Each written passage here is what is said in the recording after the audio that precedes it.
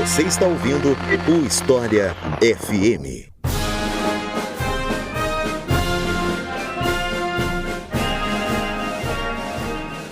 Batalha da Inglaterra, a campanha alemã contra o Reino Unido, que acabou sendo uma das campanhas aéreas mais famosas da história, é o tema de hoje aqui do História FM. Eu sou Iclis Rodrigues e para falar sobre esse assunto eu convidei mais uma vez Júlio César Guedes do canal Sala de Guerra. Então, Júlio, seja muito bem-vindo novamente. Fica à vontade para se apresentar para o pessoal. Boa noite, pessoal. Boa noite, Iclis. Mais uma vez é um prazer estar aqui no História FM. Quem quiser conferir os outros episódios que a gente já gravou, né, sobre outras passagens da Segunda Guerra Mundial, fica aí à vontade. Eu sempre digo isso pro Iclis, é sempre um prazer imenso estar aqui no História FM pra gente falar sobre esse assunto, porque é o meu assunto favorito, então eu fico realmente horas e horas, eu tenho que ser parado pra poder, né, não prosseguir infinitamente sobre esses assuntos aí. E hoje sobre, né, a Batalha da Inglaterra, uma das fases mais decisivas, mais decisórias da Segunda Guerra Mundial, um dos meus assuntos favoritos também, gosto muito. Então eu espero que a gente possa contribuir aí com vocês pra divertir vocês aí por umas boas horas, tá? Vou aproveitar, Iclis, e apresentar pro pessoal aqui um evento que eu vou organizar esse ano aqui na cidade de Montes Claros, Minas Gerais. Você que não sabe onde fica Montes Claros, Minas Gerais, fica ao norte de Belo Horizonte. É um grande centro regional com 500 mil de habitantes e que a gente vai sediar, eu estou organizando, vamos sediar este ano de 2023 o Encontro Nacional dos Veteranos da FEB, né, que vai acontecer do dia 13 ao dia 16 de julho deste ano 2023. Esse encontro, ele está sendo preparado com muito carinho, porque ele vai marcar o centenário do nosso expedicionário aqui da cidade, o cabo Geraldo Martins Santana, que ganhou um monumento aí, inclusive financiado pelo pessoal da Sala de Guerra em 2020, e este ano de 2023 a gente marca 100 anos do nascimento dele, como também 80 anos da criação da Força Expedicionária Brasileira e do primeiro grupo de caça, o Sentapua, ambas unidades expedicionárias brasileiras que foram criadas em 1943. Então, por conta disso, a gente vai ter um evento bem grande, com seminário temático da Segunda Guerra Mundial. Vamos ter também uma mostra de reencenação com presença de diversos reencenadores e veículos históricos do Brasil inteiro. Vamos ter um evento aéreo no dia 16 de julho, com presença de grandes atrações, inclusive quase confirmado 100% a Esquadrilha da Fumaça, tá? Vai estar aqui presente na cidade. E também nós vamos ter as diversas outras atrações que esse evento traz, mostras, concerto musical da nossa banda aqui local, Orquestra Sinfônica de Montes Claros, com temas de história militar e de cinema. E também, né, claro, você vai poder se encontrar com todo mundo que gosta do mesmo assunto que você. Então, em breve, eu vou abrir as inscrições em fevereiro. Você vai poder se inscrever para vir para cá. Eu também vou orientar todo mundo que quiser vir, né, para chegar aqui da melhor forma possível, como é que vai ser a hospedagem, a comida mineira. Eu não preciso falar nada, porque todo mundo já conhece. Então, eu só queria deixar o recado e dizer que está todo mundo convidado e sejam muito bem-vindos ao 33º Encontro Nacional dos Veteranos da FEB, que vai ser realizado pela Sala de Guerra aqui em Montes Claros, Minas Gerais. E se tudo der certo, se sobrar um dinheirinho, vai ter outra atração também, que é a minha presença. Vamos ver se vai dar certo. Vai ter a presença do Iclis Rodrigues. Olha só, imagina você vir pra cá, curtir um evento desse calibre, conversar com muita gente que gosta da mesma coisa que você e ainda, como cereja do bolo, você vai conhecer pessoalmente o Iclis Rodrigues. Assim esperamos. E vocês que estão ouvindo também, eu quero avisar vocês da nossa campanha no Apoia-se.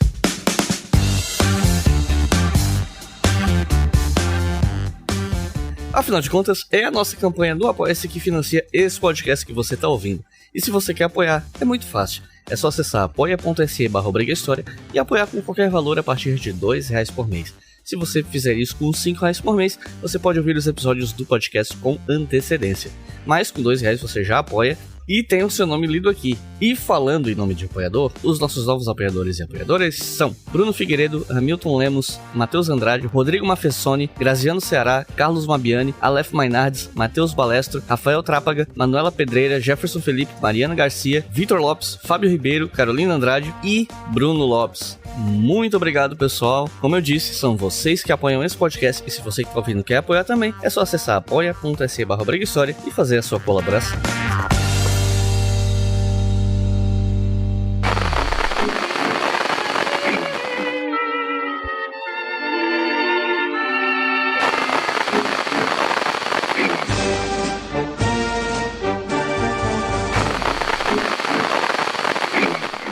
fight in France. We shall fight on the seas and oceans. We shall fight with growing confidence and growing strength in the air. We shall defend our island, whatever the cost may be. We shall fight on the beaches.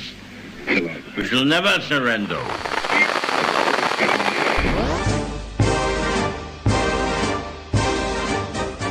Como a gente já tem um episódio mais geral sobre a Segunda Guerra Mundial aqui no História FM, eu decidi não começar fazendo uma grande contextualização sobre a guerra como um todo, pra, não ser muito repetitivo, mas eu acho que é interessante a gente começar falando pelo menos sobre como foi a deterioração das relações entre os britânicos e os alemães, o que levou, o que encaminhou aos poucos para essa coisa que a gente chama de Batalha da Inglaterra, Então, como é que foi esse processo? Bom, no comecinho do governo do Partido Nazista na Alemanha, ou seja, 1933, havia um distanciamento, não havia um choque direto entre os governos ou as nações da Alemanha e a Grã-Bretanha. Na época a gente pode considerar, na verdade, o Império Britânico. Neste ponto, ainda o Tratado de Versalhes estava em vigência. A Renânia, a parte oeste, a margem oeste do rio Reno estava desmilitarizada, conforme rezava o Tratado de Versalhes. E as atenções da Grã-Bretanha, na verdade, se voltavam para outros lugares. Já existia aí uma certa tensão montante na Ásia. As colônias asiáticas valiosíssimas, faziam grande parte, da preocupação do parlamento inglês, chamavam bastante atenção para aquela região lá. E também existia uma preocupação crescente com a política externa italiana para o Mediterrâneo e a África. No começo, em 1934 ainda, a Alemanha ela fecha com a Grã-Bretanha um acordo naval, que esse acordo anglo-germânico naval, ele vai restringir as proporções da nova Kriegsmarine, ou seja, na Marinha de Guerra alemã, em relação à Royal Navy ou Marinha de Guerra Real Britânica. Era uma preocupação dos britânicos desde o século XIX, na verdade, desde posteriormente a Batalha de Trafalgar, onde a Grã-Bretanha se estabeleceu como poder naval dominante, o estabelecimento de uma vantagem entre a Marinha Real Britânica e as duas segundas maiores marinhas do mundo. Era a chamada regra de 110%. Eles somavam a segunda e a terceira maior marinhas do mundo, então o tamanho da Royal Navy deveria ser a soma dessas duas marinhas mais 10%. Então, a partir desse ponto, a Marinha Real Britânica, ela se torna onipresente, ela se torna onipotente no mundo e onipresente quase também, porque, como se dizia na época, o sol nunca se punha no Império Britânico, E na Primeira Guerra Mundial, uma das grandes causas da animosidade entre Grã-Bretanha e Alemanha é justamente a corrida dos couraçados, A grande e rápida ascensão da Marinha de Guerra alemã em números, chegando a rivalizar em números e tonelagem com a Marinha de Guerra britânica. Mas nos anos 30, Adolf Hitler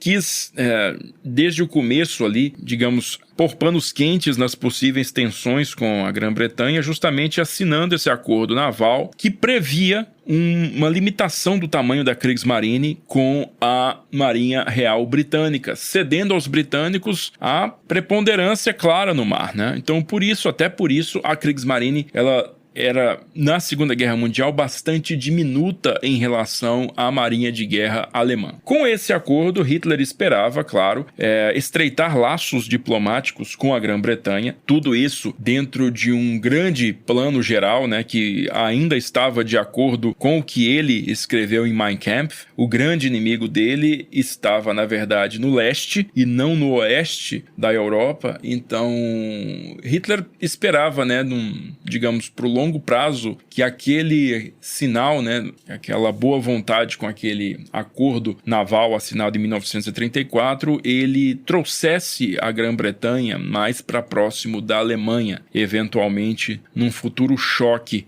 no leste da Europa. Mas como as coisas progrediram na segunda metade dos anos 30, isso acabou não acontecendo, Muito por conta de, digamos assim, dois ciclos de eventos que acabaram realizando esse afastamento, né? Muita gente não leva em consideração, a gente não costuma levar em consideração, mas a invasão italiana da Etiópia no final de 1935 colabora bastante para isso, né? Vale a gente dizer que no começo também, nos primeiros meses ou primeiros anos do governo de Hitler na Alemanha, Mussolini não era um aliado da Alemanha. Embora os dois governos possam se chamar de governos fascistas, ele não era um aliado próximo da Alemanha. Vocês reparem nas fotos, a primeira visita que Hitler faz à Itália, Hitler vai de roupas civis, né? Ele vai de terno e gravata. Aquilo, então, representa não uma proximidade muito grande, né? Aquilo mostra que não existia uma proximidade muito grande entre os dois líderes. O Mussolini tenta impressionar o Hitler, né? Com toda a arte, a arquitetura e todos os armamentos que a Itália tinha durante aquele ano de 1934. E, posteriormente a isso, o Hitler tenta já, naqueles primeiros anos, fazer o possível para abocanhar a Áustria, né? Para poder trazer a Áustria para dentro do Terceiro Reich, para poder anexar a Áustria. Mas já nesses primeiros meses, o governo austríaco, ele conta com um garantidor de sua independência, que é a própria Itália. Então, o Mussolini garante a independência da Áustria nessas primeiras tentativas falhas da Alemanha em conseguir a anexação austríaca. E em 1935, o Mussolini invade a Etiópia, né? Que, digamos assim, era uma revanche para uma derrota que os italianos tiveram no final do século XIX para forças etíopes, né? Então, o exército italiano, ele invade a Etiópia por norte e por sul, né? A partir da Eritreia e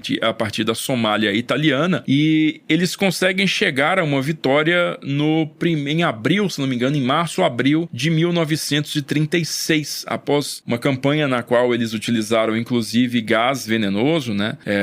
E essa campanha, ela foi muito reprovada pelos governos da Grã-Bretanha e da França. Diga-se de passagem, duas potências coloniais, cheia de colônias na África. Mas essa ofensiva foi bastante rechaçada na Liga das Nações pelos governos de Grã-Bretanha e de França, que inclusive, né, contou com a presença lá na própria Liga das Nações com o imperador refugiado da Etiópia, o Haile Selassie. Bom, toda essa reprovação da ação italiana na Etiópia leva ao isolamento diplomático da Itália e sua consequente aproximação da Alemanha. É nesse ano que a gente vê as primeiras notícias sobre um possível eixo, né? Sobre um eixo Roma-Berlim começar a ser formado, porque, de repente, a Itália se viu isolada na Europa e a única potência que acenava, né, para os italianos era a Alemanha, né? Nesse mesmo ano de 1936, começa a Guerra Civil na Espanha e os dois governos, né, por terem alinhamentos políticos semelhantes aos nacionalistas de Franco, acabam se tornando aliados também em guerra na Espanha. Então isso aproxima, em definitivo, Hitler e Mussolini. Então, com essa aproximação, é finalmente decretada, né, digamos assim, o destino final da Áustria. Em 1938, ela acaba se tornando parte da Alemanha. E esse destino da Áustria acaba também afastando cada vez mais a Grã-Bretanha da esfera política da Alemanha, tá? A gente tem que resgatar uma política de séculos da Grã-Bretanha, que é sempre se alinhar ao segundo poder da Europa continental contra o primeiro poder da Europa continental, né? Ou seja, os britânicos, eles têm esse costume de se alinhar aos alemães contra a França ou aos franceses contra a Alemanha, né? Sempre que, historicamente, a Alemanha esteve em preponderância, eles se alinham com a França. Sempre que a França esteve em preponderância, eles acabam se alinhando com os alemães. Então, a partir de 1938, né, já existe uma corrida armamentista bastante clara e os dois países, com suas indústrias de ponta, né, conseguem desenvolver os produtos aeronáuticos mais avançados do mundo. Eu mencionei um segundo fator que afasta os britânicos dos alemães, né, e esse segundo fator é a questão polonesa. Os alemães, eles queriam né, estavam decididos a reunificar o território alemão, né, que contava com uma província separada, a província da Prússia Oriental, através de um corredor de terra, que era um corredor que pertencia à Polônia, né, e apesar de que facções bem altas, na verdade, do Ministério de Relações Exteriores da Alemanha queriam aproximar-se da Polônia para atrair a Polônia para o eixo, né, de maneira a usar a Polônia como aliado contra esse futuro conflito contra a União Soviética, visto que os poloneses também têm ojeriza dos soviéticos, acontece que as tratativas, elas dão em nada, e no verão de 1939 a tensão entre Grã-Bretanha e Alemanha atinge o máximo, né, depois da anexação dos Sudetos e posteriormente de toda a parte oeste da Tchecoslováquia, né, sobrando só a Eslováquia, que ganha independência em 39, dada pelo Hitler. Então os britânicos se afastam realmente dos alemães e os alemães dos britânicos, porque eles estão em polos opostos dessa questão polonesa. Enquanto os alemães fecham um acordo de não agressão com os soviéticos, secretamente partindo a Polônia em duas esferas de influência, os britânicos e os franceses também colocam garantias contra a Alemanha caso uma invasão da Polônia ocorra, né? Uma garantia exclusiva contra a Alemanha, né? Visto que essa garantia ela não se estendia a uma eventual ação agressiva da União Soviética, como aconteceu em 17 de setembro, né? A União Soviética invade também a Polônia, mas França e Inglaterra não declaram guerra à União Soviética porque as garantias foram dadas com base no ataque unicamente alemão. 4 de julho de 1940. Winston Churchill profere o famoso discurso "We shall fight on the beaches" diante do parlamento britânico.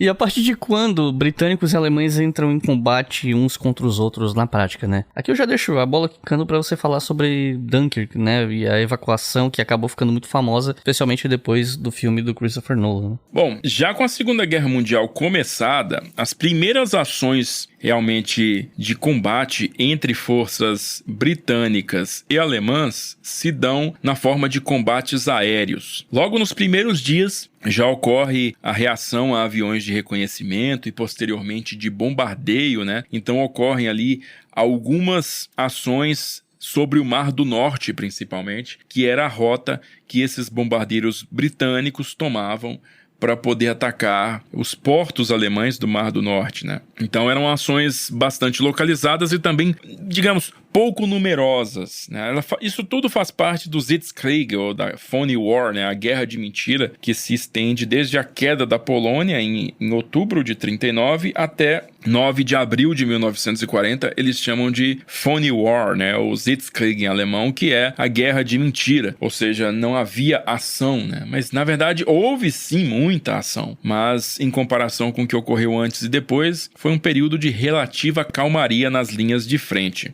Esse período todo, ele serve para que a RAF, né, a Real Força Aérea Britânica, ela acelere sua produção, porque nesse período os britânicos já convertem sua indústria para uma indústria de guerra, algo que não é feito na Alemanha, a gente tem que ressaltar isso, né? O Hitler não converte a indústria alemã para uma indústria de guerra até 1941, isso não é feito 100%, então os números de produção britânicos, eles sobem muito mesmo, e os números de produção alemães, eles mal dão conta das perdas do ano de 1940, né, para repor as perdas. Então isso acaba dando uma desvantagem, como a gente vai ver mais para frente, para o lado alemão. Bom, o combate mesmo entre britânicos e alemães, ele vai pela primeira vez se transformar num combate terrestre em abril de 1940, quando os dois países têm planos claros de invadir a Noruega, visto que a Noruega é um exportador de minerais, né, né? É uma rota de exportação comercial de minerais para a Alemanha e justamente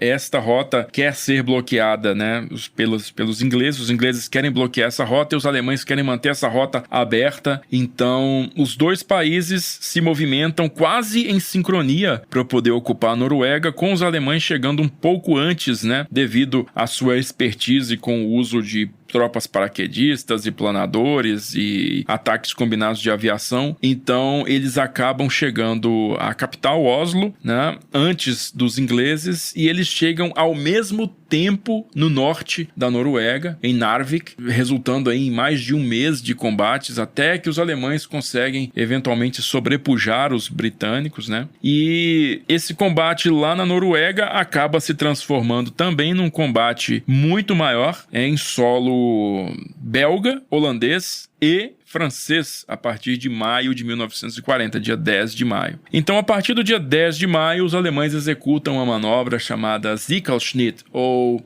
golpe da foice, né, no qual eles conseguem atravessar divisões blindadas através de uma floresta chamada Floresta das Ardenas, que fica na fronteira entre a Bélgica e a França. E a partir desse movimento, culminando numa cidade chamada de Sedan, né? Sedan é o Schwerpunkt, ou ponto de pressão, que os alemães consideravam de suprema importância, né, para o planejamento estratégico deles. Uma vez Sedan capturada, eles puderam cortar as formações aliadas, né, anglo-francesas pela retaguarda e conseguiram isolar toda a força expedicionária britânica e boa parte do segundo exército francês ao norte desta linha, né? A linha de Sedan a Abbeville. Então, eles isolaram esse pessoal do restante do contingente francês e a partir desse isolamento, então, é que acontece a fase de desespero e a fase de evacuação a partir do último porto restante em mãos britânicas, que é o porto de Dunkerque,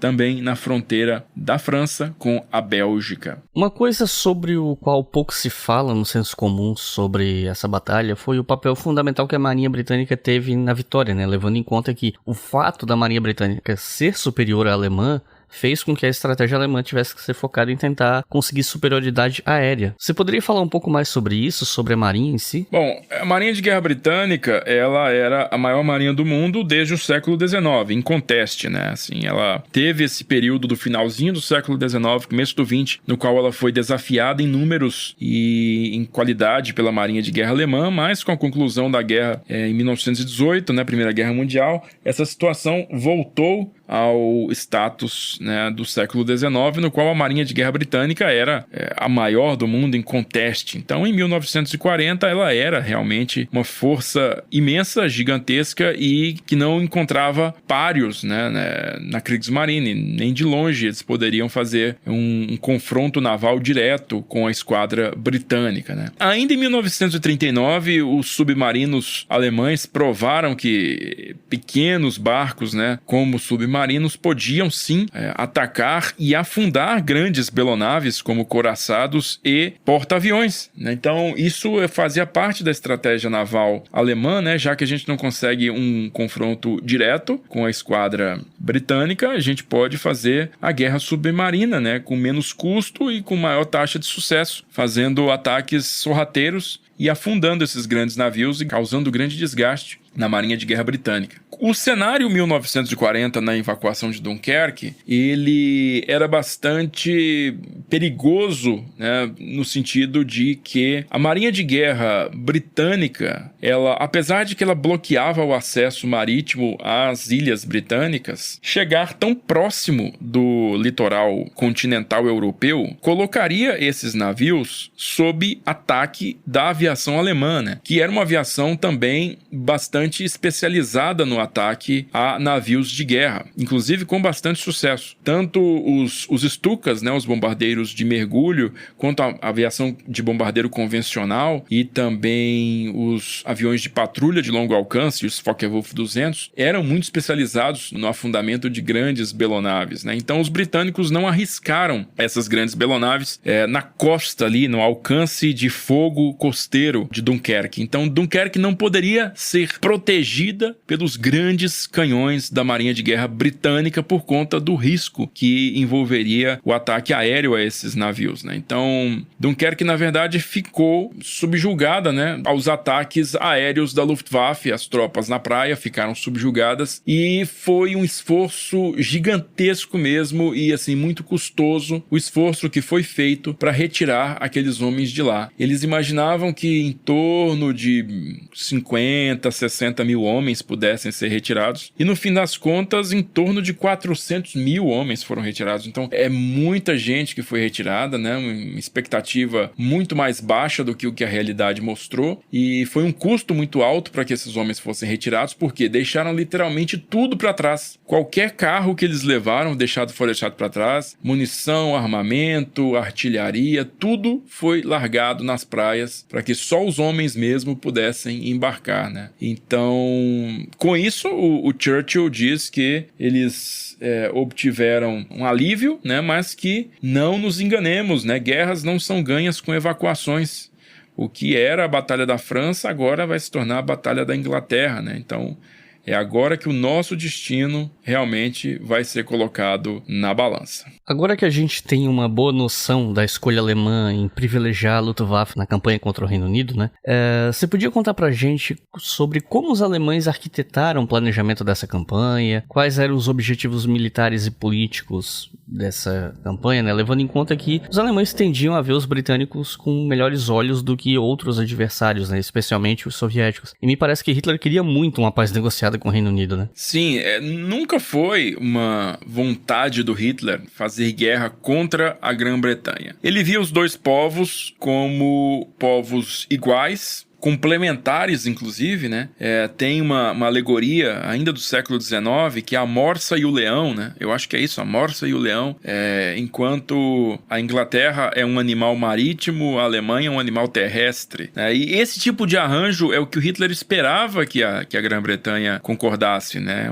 Uma espécie de mão livre alemã no continente, enquanto a Grã-Bretanha dominaria os mares, né? Com seu império espalhado pelo mundo inteiro. O que acontece, né? Na verdade, essas duas forças acabam se chocando e se chocam com uma ferocidade muito grande num período em que, vamos colocar assim, o desgaste dos meses anteriores já tinha cobrado seu preço, né, entre essas forças. Então, enquanto tudo isso acontecia, na verdade, diversas tentativas de se fazer a paz entre os dois países estavam sendo realizadas, né? Um dos livros que eu vou recomendar para vocês aí no final, ele fez uma pesquisa muito extensa sobre essas tentativas de paz e, na verdade, ele enumera 16 tentativas de paz que acabaram sendo frustradas, né? Entre setembro de 1939 e maio de 1941, essas 16 tentativas acabam sendo frustradas e a guerra entre os dois prossegue. Então, o cenário que a gente tem pós-Batalha da França, né, com a França caindo em 6 semanas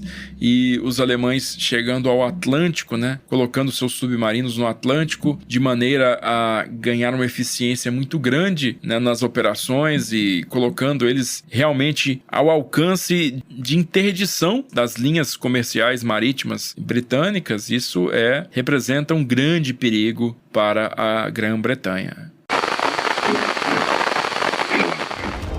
We shall fight on the beaches. We shall fight on the landing grounds. We shall never surrender. We shall never surrender. We shall never surrender.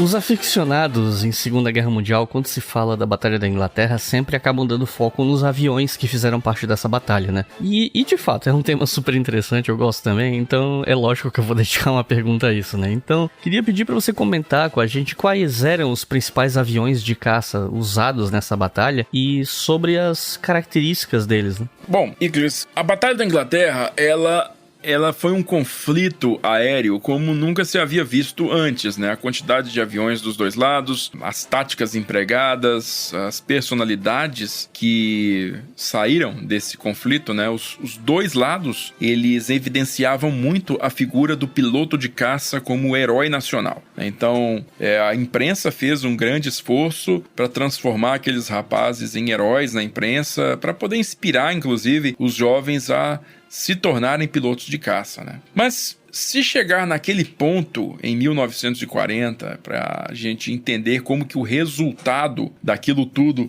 como que todos os fatores colaboraram para aquele resultado, na verdade, a gente tem que entender um pouquinho de história da aviação desde o começo da década de 30, tá? E esse processo, Iclis, começa num evento chamado Troféu Schneider. O Troféu Schneider, ele era uma competição de hidroaviões de alta velocidade, que foi criada ainda antes da Primeira Guerra Mundial, foi paralisada com a Primeira Guerra Mundial e nos anos 20 e no começo dos anos 30 ocorreu a cada 2 anos, né, em que consistia no seguinte: esses hidroaviões de alta performance, eles tinham que cumprir alguns circuitos, e quem cumprisse esse circuito em menos tempo, ou seja, com maior velocidade, ganhava o troféu. E quem ganhasse o troféu 3 vezes seguidas, levava o troféu em definitivo para casa, e aí a competição se encerraria, tá? Porque os alemães tiveram sua indústria aeronáutica proibida, né, fechada por completo durante os anos 20 e começo dos anos 30, né, por conta do Tratado de Versalhes, né, não por completo, desculpa, a indústria militar, né, a indústria civil deles, de aviação civil, continuou funcionando, mas eles não podiam ter aviões militares, portanto, aviões de alta performance não existiam na Alemanha. Então, quem dominou o Troféu Schneider foram os italianos e os britânicos, né, mas no final dos anos 20, né, os italianos venceram com os aviões de alta velocidade da Mach. Os aviões de alta velocidade italianos daquela época, eles recebiam pinturas vermelhas, eles eram completamente vermelhos, né? E, inclusive, uma curiosidade aqui para os seus ouvintes é que os carros da Ferrari são vermelhos por conta dos aviões de alta velocidade italianos dos anos 20 e 30, que eram vermelhos, tá? Então, quem quiser ver esses aviões hoje, estão belíssimamente preservados no Museu de Vinha di Valle, ao norte de Roma. Quem estiver em Roma, tira aí um dia para poder ir lá no museu, no Lago Bracciano. Vai ficar sem fôlego de tanta raridade que tem por lá. Mas os aviões italianos, né, corriam o grande risco de levarem esse troféu Schneider para casa. E havia uma única empresa na Grã-Bretanha na época que tinha a expertise para poder construir aviões de alta velocidade, hidroaviões de alta velocidade. Essa empresa era a Supermarine. E a Supermarine, ela vinha, né, de alguns desenhos antiquados, havia perdido algumas competições, tanto para Curtiss nos Estados Unidos, quanto para os aviões italianos, e um engenheiro bem jovem foi admitido na empresa. Esse cara tinha algumas ideias revolucionárias na cabeça, e o nome desse cara era Reginald Mitchell. E o Mitchell, ele começou a desenhar alguns aviões, né? Inicialmente o S-5, o Supermarine S-5, e depois o Supermarine S-6. E o Supermarine S-6 era algo de tirar, assim, o chapéu mesmo. Ele venceu o Troféu Schneider, era um avião, assim, com uma aerodinâmica totalmente, visualmente se percebe que era para velocidade, à frente do seu tempo mesmo. Então, o Supermarine S-6 venceu o Troféu Schneider, se eu não me engano, de 1929, o S-6, né? E em 1931, o S-6B venceu o Troféu Schneider, levou o terceiro Troféu Schneider em seguida para os britânicos e fazendo com que o troféu ficasse em definitivo na Inglaterra. Tá? Então, o Troféu Schneider de 1927, 29 e 31 foram vencidos pelos britânicos com projetos do Reginald Mitchell, tá? Eu tô falando muito disso aqui porque esse projeto do S-6B é o avião que fica na cabeça do Mitchell, e ele é o avião que o Mitchell quer desenhar para a caça. Só que em 1931, 32, os aviões de caça ainda eram biplanos. eles ainda tinham trem de pouso fixo, eles eram aviões muito mais lentos, né, do que esses aviões de corrida que o Mitchell estava desenvolvendo. Então, foi nesta época, né, que o Mitchell submeteu um avião dele, né, para um projeto da Força Aérea que acabou sendo recusado, esse avião dele, e num processo seguinte, né, já com os requisitos se aproximando aí, os aviões tinham que alcançar cerca de 500 km por hora de velocidade, ou seja, tinham que fazer manobras muito mais apertadas, tinham que carregar muito mais armamento. O Mitchell, então, desenhou um avião muito complexo, de construção extremamente cara e complexa, né, mas que tinha um desenho otimizado para performance e para velocidade, totalmente de chapa, totalmente metálico, né, estrutura de aço, inclusive a parte de trás da fuselagem totalmente também de metal, ao contrário do que era o padrão da época, né? Se fazia a frente de metal e a parte traseira de tela, e embutido nele 8 metralhadoras calibre 7.7 milímetros, né? Então, esse avião acabou recebendo o nome de Supermarine Spitfire, né? O Cospe-Fogo. Então, o Spitfire voou pela primeira vez em 1936 e ele entrou na competição junto com o Hawker Hurricane, projetado pelo engenheiro Sidney Cam, né, na Hawker, que era um avião de uma constituição muito mais simples do que o Supermarine Spitfire, mais simples e mais barata, né? Sendo que os dois usavam o mesmo motor, o motor Rolls-Royce Merlin, que era um grande milagre da mecânica, né? Um motor extremamente poderoso, um motor bastante possante. Então, esses dois aviões tinham uma potência muito alta. Então, eles representaram realmente um grande divisor de águas na aviação de caça, não só britânica quanto mundial. Algumas outras características, né, a gente tem que ressaltá-las, né? O trem de pouso retrátil, 100% retrátil, cockpit totalmente fechado também, totalmente encapsulado o cockpit, o piloto puxava o canopy por cima e ficava fechado lá dentro, né? Você tinha hélice de passo variável, você tinha, como eu te falei, um número de armamento muito grande em relação ao que era anteriormente pensado, né? Porque nessa época se pensava muito na teoria do bombardeiro sempre vai passar, né? Os grandes pensadores europeus pensavam muito nisso, e americanos também, né? O bombardeiro sempre vai vencer. O bombardeiro, ele vai dar um jeito de sobrepujar a aviação de caça de um jeito ou de outro. Porque naquela época, os aviões de caça eram aviõezinhos ainda, né? Eram 2 metralhadoras com o motor radial na frente, biplano, muito lento, tá? Então, o bombardeiro já estava ganhando mais velocidade por conta dos primeiros modelos quadrimotores. Então, isso tudo fazia com que os pensadores aeronáuticos pensassem que o bombardeiro iria passar. E o Supermarine Spitfire foi um interceptador criado para poder derrubar esses bombardeiros que fossem passar, né? Vamos colocar assim. Então, foi um avião já criado para uma necessidade de vanguarda, não para um cenário que já existia. Então, essa corrida do troféu Schneider, ela acabou levando à escolha do Supermarine Spitfire como um interceptador de primeira categoria da Real Força Aérea Britânica. A produção do Spitfire foi muito complicada e muito lenta.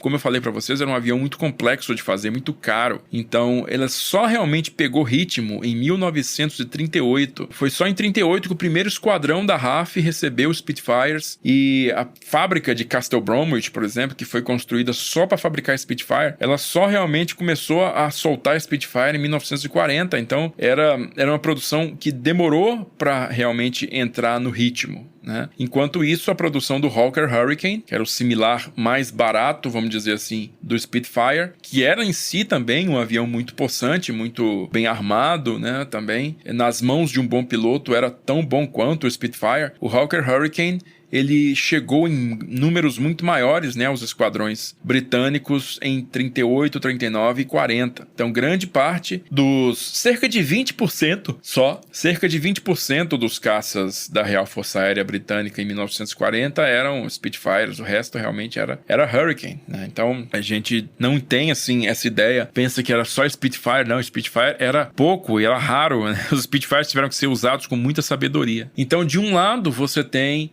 a Real Força Aérea Britânica com um avião considerado extremamente capaz, altamente tecnológico, mas que ainda se encontrava em poucos números. Então, o comandante do comando de caças britânico, o Marechal Hugh Dowding, ele temia por cada um desses Spitfires, né? E temia perder um Spitfire que seja. Então, durante a invasão alemã da França, o governo francês suplicou pelo envio de Spitfires para o continente, né? E enquanto o Churchill, ele ordenou ao Hugh Dowding, né, que enviasse esses Spitfires em apoio aos franceses, o Dowding não quis abrir mão. Ele desobedeceu ordens do primeiro-ministro, né, e segurou os Spitfires como reserva até que a França caiu, né? E posteriormente a isso todo mundo ficou calado porque o julgamento do Dowding foi considerado correto, né? Ele poupou os Spitfires para o combate primordial que era sobre as ilhas britânicas. Bom, então desse lado você tem a Real Força Aérea Britânica com o Spitfire e o Hurricane. Eles lutam uma batalha defensiva, portanto, a sua aviação de caça é a preponderante, né? E agora, falando da Luftwaffe, a gente tem um interceptador, né? Um avião de caça, que foi projetado paralelamente ao Spitfire, né? Voou um pouco antes do Spitfire, o protótipo. Inclusive, o primeiro protótipo voou com um motor Rolls-Royce Kestrel britânico, porque o motor Daimler-Benz DB601 ainda não estava pronto. Eu estou falando claramente do Messerschmitt Bf-109. Tá?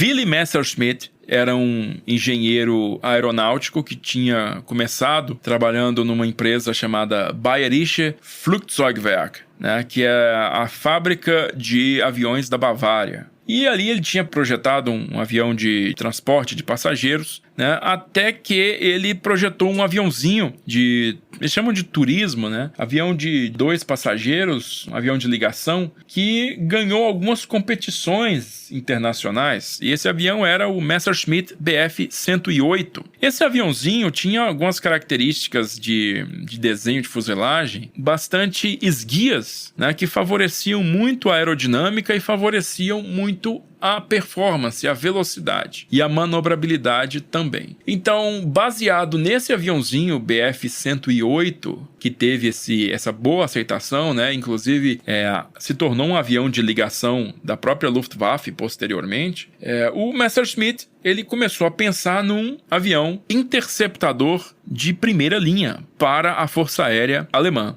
A Força Aérea Alemã, assim como a inglesa, usava biplanos ainda como caça, né? No caso dos alemães era o Heinkel HE-51. Então, justamente esses Heinkel HE-51 tinham sido enviados para a Espanha, né, na Guerra Civil Espanhola, e estavam sendo testados em combate lá. Sem grandes resultados positivos, diga-se de passagem. Então, o Willy Messerschmitt, ele construiu esse protótipo de um avião que ele denominou de Bf-109, né? E esse avião voou em 1935, o protótipo dele. O segundo protótipo já voou com um motor doméstico Daimler-Benz DB601. E as primeiras séries de produção, as séries Bertha, né? A série B do Messerschmitt 109, já foi enviada para a Espanha para ser testado em combate lá. Surpreendentemente, a série B do Bf-109, ela se provou, na verdade, pau a pau, né? Na verdade, não se provou superior a aviões soviéticos como o Polikarpov I-15 e o Polikarpov I-16. Né? Não se provou superior. Mas a guerra, né, na Espanha, ela se provou determinante para a rápida evolução do Bf-109. Enquanto eu falei para vocês que o Spitfire era uma máquina cara e complexa, né, o 109 ele foi construído pensando na economia de recursos, na rapidez e também, né, na logística. Ele tinha uma seção de asas que era facilmente destacável, ele podia ser colocado em composição ferroviária para ser transportado muito fácil, era um avião pequeno, um avião que não consumia muitos recursos, matérias-primas raras. Então, o 109 foi construído com outros parâmetros, né, de sustentabilidade econômica do que o Supermarine Spitfire. Mas o 109, ele evoluiu, ao contrário do Spitfire, muito mais rápido, Porque, ao contrário do Spitfire, que estava lentamente sendo colocado em produção na própria Grã-Bretanha, o 109 ele estava sendo testado em combate na Espanha. Então, rapidamente, os pilotos alemães que estavam lá na Espanha, eles voltavam das missões e diziam o que estava errado com o avião, ou o que podia ser melhorado no avião. E essas anotações, claro, eram tomadas por observadores da fábrica que estavam lá na Espanha, e essas anotações voltavam para a Alemanha e voltavam para a mesa de projetos, né? Então, entre 36 e 39, né, foi enquanto durou a Guerra Civil da Espanha, o 109 passou da versão Bertha, né, para a versão César C, para a versão Dora D e para a versão Emil E. Então, essas 4 versões chegaram a combater na Espanha. Para você ver como é que era rápida a evolução dos aviões com base nos apontamentos práticos, né, do próprio campo de batalha. Então, o 109 chegou em 1939 como uma máquina fina, já aperfeiçoada, uma máquina de combate provada, ao contrário dos outros aviões europeus que eram boas ou ruins, né? Eram máquinas boas ou ruins, mas que nunca tinham sido provadas em combate, sua grande maioria. Um outro aspecto é também a qualidade dos pilotos, né? Conquanto a Luftwaffe não tivesse uma base industrial tão boa quanto a RAF, né, e o Spitfire fosse realmente um avião tecnicamente, em alguns pontos, eu diria pelo menos, superior ao 109, o 109 também tinha seus pontos superiores ao Spitfire nessa época, mas a qualidade do piloto de caça alemão era definitivamente superior por conta do período que ele passou em combate na Espanha. Neste período, 1939-40, a grande vantagem da Luftwaffe residia em que seus pilotos tinham experiência vasta e real em combate, ao contrário dos adversários, da imensa maioria dos adversários que não tinha essa experiência, né? Então, ao contrário, por exemplo, dos italianos, que tinham pilotos provados em combate na Espanha, mas não tinham aeronaves de primeira linha, né? Aeronaves italianas eram aeronaves biplanas ainda, de baixa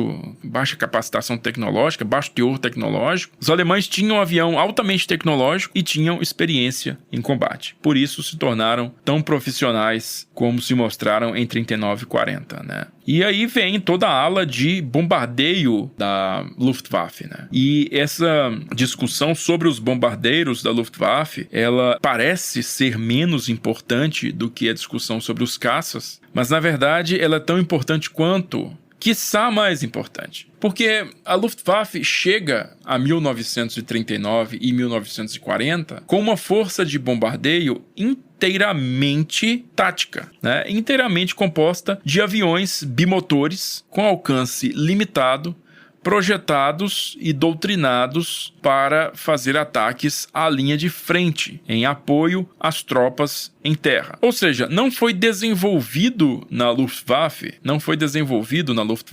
um braço de aviação estratégica, que é aquele braço de aviação que vai realmente à retaguarda, né, do inimigo, às suas cidades, ao seu complexo industrial, e ataca esse complexo industrial de maneira a destruir esse complexo industrial, fazer ataques a toda a infraestrutura de guerra do inimigo. A Luftwaffe não tinha aviões capazes, né, de realizar esse tipo de missão, né? Mas isso era porque era por algum tipo de limitação tecnológica, uma incapacidade tecnológica? Não. Na verdade, o primeiro chefe de Estado-Maior da Luftwaffe, o general Walter Wever, era extremamente propício, advogado mesmo da causa do bombardeiro estratégico. Eles chamavam na época de Uralbomber, ou seja, o bombardeiro para os Urais. Um avião que conseguisse alcançar os montes Urais. Quem sabe um pouquinho de geografia sabe o que eu estou querendo dizer. Olha onde estão os Montes Urais. Lá no leste soviético. Eles chamavam de Uralbomber. Então, esses aviões quadrimotores, eles deveriam ser capazes de levar uma boa carga de bombas até essa distância.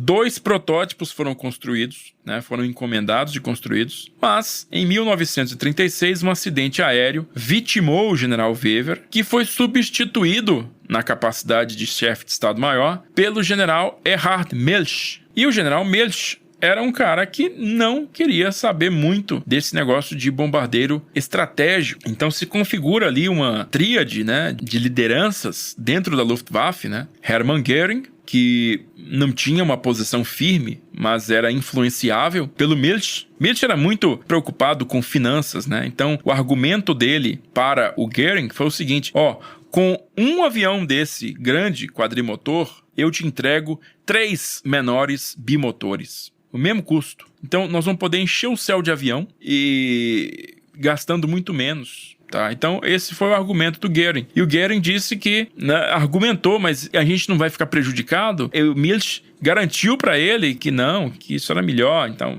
ele foi na conversa do Milch. E um cara que era altamente favorável à aviação de ataque era o segundo maior asa da Primeira Guerra Mundial, né, que é o Ernst Udet. Então o Ernst Udet, segundo maior asa alemão, né, da Primeira Guerra Mundial, que na época era o General Udet. E o General Udet era um cara que nessa época aí já favorecia a arma de bombardeio picado, né? Ou seja, bombardeiro de mergulho, de precisão. Era o grande advogado do Stuka. Esses dois caras acabaram fazendo com que, e o Göring, por conseguinte, acabaram fazendo com que a Luftwaffe se tornasse uma aviação com uma arma de bombardeio tático geral, né? Eles não tinham uma arma de bombardeio estratégico. Uma coisa incrível para o padrão 1939 ainda, na qual os britânicos já estavam adiantados na construção dos seus bombardeiros quadrimotores. O primeiro desses quadrimotores foi o Short Stirling, né, que entrou em operação primeiro e posteriormente vai entrar em operação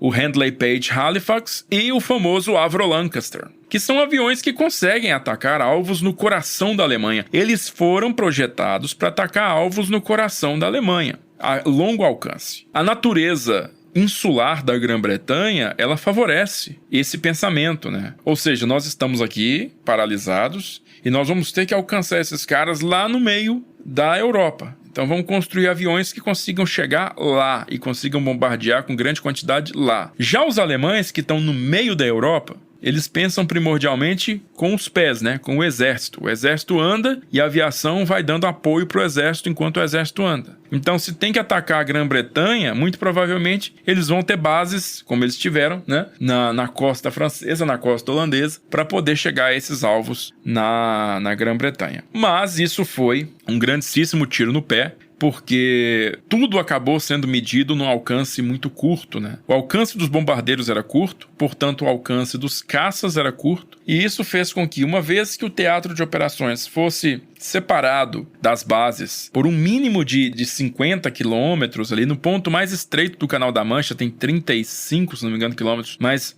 pega na média aí 30, 60, 70 quilômetros de oceano, né, entre a sua base e o começo do território inimigo. Isso gerou uma desvantagem muito grande para os alemães. O Adolf Galland, no livro de memórias dele, né, o primeiro e último as, ele diz que a gente não tinha a menor chance, porque o nosso campo de batalha, ele correspondia a no máximo 10% do território britânico. E nos outros 90%, os ingleses podiam construir aviões e treinar pilotos o quanto eles quisessem, que a gente simplesmente não alcançava.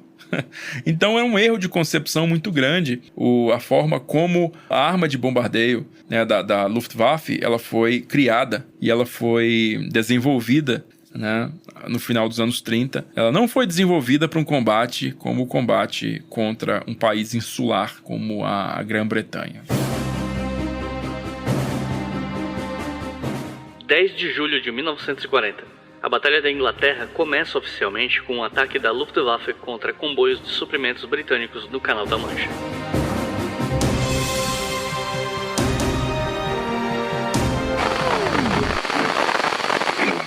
E pensando aqui de um ponto de vista de estratégia de combate, levando em conta que um está fazendo uma campanha ofensiva e o outro uma campanha defensiva, né? Como é que eram as estratégias que eles usaram? Muito bem. A gente falando primeiro da ofensiva, né? Os alemães, eles dividiam os seus contingentes aéreos em frotas aéreas. Em alemão é Luftflotte. Então você tinha, naquela época, no verão de 40, você tinha 3 Luftflottes, ou em alemão Luftflotten, você tinha 3 dessas. A primeira delas, com o quartel-general em Bruxelas, na Bélgica, era o Luftflotte 2, que era a força realmente principal, que deveria atacar o sudeste da Inglaterra, Londres, os alvos da Real Força Aérea ali, né? Para obter, digamos, a superioridade aérea que propiciasse as condições necessárias para implementar a invasão anfíbia, que era a Operação Leão Marinho. Depois, você tem ali, uma linha uma linha de forma bem genérica separa a França da Bélgica. No território francês, no quartel-general em Paris, você tem o Luftflotte 3. O Luftflotte 3 dá apoio ao Luftflotte 2 e ele ataca o sul da Grã-Bretanha e também o sudeste. E lá na Noruega, quartel-general em Stavanger, tem o Luftflotte 5, que é o responsável por atacar as Midlands, né, ou seja, as terras médias britânicas e a Escócia, o norte, tá? Então, mas a distância que o Luftflotte 5 geograficamente está da Grã-Bretanha impede a ação dos Messerschmitts Bf-109. Então, o Luftflotte 5 na Noruega, ele é basicamente uma força de bombardeio e muito pouco influente, né, nos destinos da batalha, né, no decorrer da batalha. Ela nunca teve chance de ser uma força agressiva assim como as outras duas tinham. O dispositivo alemão era esse, né? Quanto mais próximo do litoral belga e francês estivessem essas bases de caça, melhor, né? Porque a autonomia do 109 realmente era muito reduzida. Então, eles queriam que os aviões tivessem condição de acompanhar os bombardeiros durante todo o percurso. E para que isso acontecesse, era necessário que essas bases ficassem bem próximos à linha costeira. Os britânicos dividiram a defesa aérea de caça, né, deles em 4 grandes grupos. O Hugh Dowding, eu falei com vocês que era o comandante do comando de caças da RAF desde 1936, ele dividiu, deixando o norte da Grã-Bretanha, né, ou seja, a Escócia, ele deixou com o 13º grupo. As Midlands, né, as Midlands são aquelas terras no meio mesmo, a porção do meio da Inglaterra, que tem Gales também, era protegida pelo 12º grupo. O Marechal do Ar, comandante desse 12º grupo, era o Trafford Leigh-Mallory, e que é um cara bastante importante, que a gente vai ver por que ele é tão importante. A parte do calor mesmo do combate, que era a parte sudeste da Inglaterra, que tinha a capital Londres e as principais bases da caça da RAF, era do 11º grupo, e esse 11º grupo era comandado também por um marechal do ar chamado Kit Park, Sir Kit Park, que era neozelandês de nascimento, também muito importante. E por fim, o sudoeste da Inglaterra, né, os approaches, né,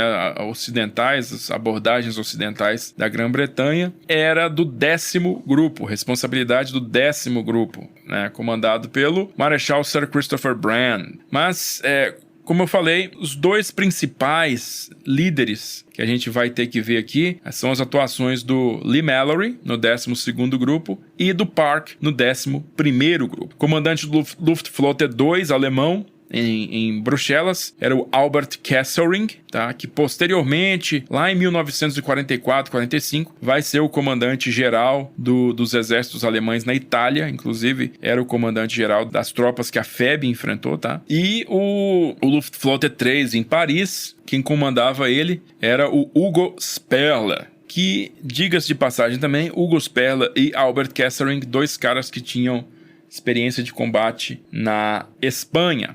E o Sperler, depois se vocês procurarem foto dele aí, vocês vão ver que ele é aquele alemãozão gordo com monóculo, quase uma caricatura ambulante, né? Do vilão, general alemão vilão de desenho animado, de filme ou desenho animado. Era um cara gigantesco, corpulento, né? Que tinha uma cara de poucos amigos que não se consegue comparar com nenhum outro.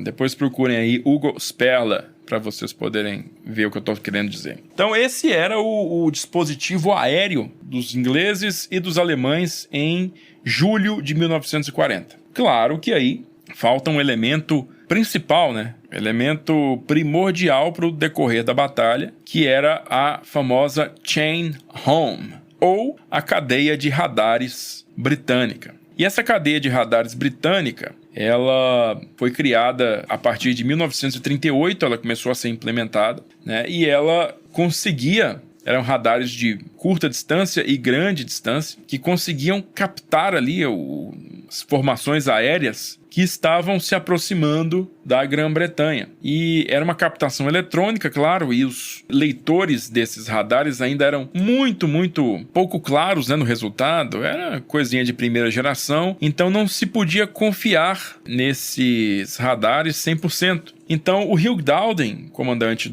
da caça, né, britânica, ele implementou esse sistema de radares. Em auxílio desse sistema de radares, o Corpo de Observadores, Corpo Real de Observadores, que eram militares, né, e civis voluntários que ficavam posicionados em estações de observação com binóculos, lunetas, equipamentos de auxílio a escutar, né, de longe. Todos esses postos de avistamento eram ligados por telefone às centrais regionais, e essas centrais regionais eram ligadas ao comando da caça, né, do 11º Grupo em Uxbridge. E era lá nessa base aérea de Uxbridge que ficava aquela sala de guerra subterrânea, na qual existia aquele grande mapa do sudeste, da Inglaterra, com aquelas moças, né, com fones de ouvido e como se fosse com alguns tacos, né, na verdade, para empurrar os símbolozinhos no mapa, né, os símbolos das formações inimigas e dos esquadrões de caça. Então, esse sistema todo, no qual essa central telefônica chegava nesse nervo central ali em Uxbridge, e de Uxbridge ele tinha capacidade de se comunicar por telefone também com cada um dos esquadrões de caça. Então, você imagina isso, que à medida que o radar ele detectava, né, na altitude tal, no vetor tal, uma mancha que correspondia a mais ou menos, vamos dizer, 50 ou 100 ou 200 aviões, Uxbridge mandava um aviso para os observadores na costa e dizia para eles ficarem atentos ao menor sinal. Assim que esse sinal era detectado, esses caras observavam isso com binóculos, identificavam as aeronaves e a quantidade aproximada delas, devolvia a informação para Uxbridge, e enquanto isso, outros observadores no caminho, né, iam também reportando o curso dos aviões. E então o próprio Marechal Park conseguia ligar para cada um dos esquadrões e direcionar os esquadrões para interceptação no vetor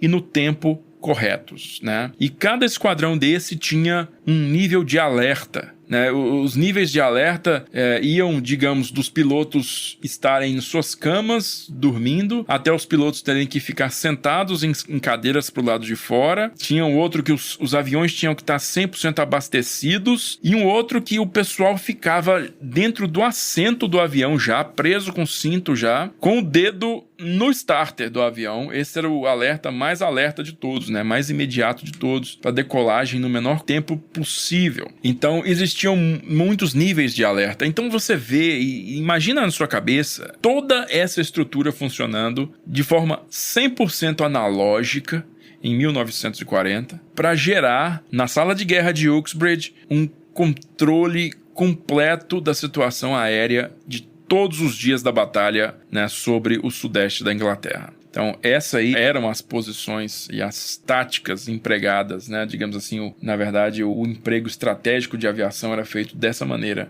durante a Batalha da Inglaterra. Se você quiser colaborar com o História FM, você pode fazer isso via Pix, usando a chave leituraobrigahistoria@gmail.com. E assim você colabora para manter esse projeto educacional gratuito no ar.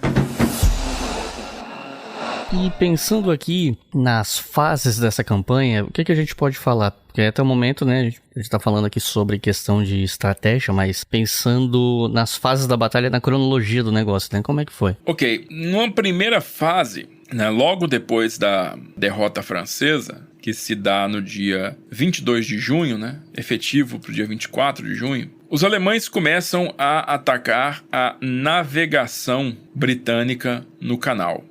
É importante a gente marcar a data do dia 16 de julho, que é nessa data do dia 16 de julho que o Hitler autoriza início dos procedimentos da Operação Leão Marinho. E para se dar realmente continuidade à Operação Leão Marinho, é necessário obter a superioridade aérea sobre o campo de batalha. Essa obtenção de superioridade aérea significa que nenhum caça britânico deve estar voando no sudeste da Inglaterra, que é onde os exércitos alemães iriam aportar, né? É ali que eles iriam desembarcar, no sudeste da Inglaterra. Então a Luftwaffe teria que ter superioridade aérea, supremacia aérea de preferência, sobre esta área todinha. Antes que pudessem, por exemplo, capturar um campo de pouso na própria Inglaterra, né, no sudeste inglês ali, e começar a descer avião lá e fazer os 109s reabastecerem lá e começarem a voar realmente pelo restante do território britânico. Mas, então, a primeira fase é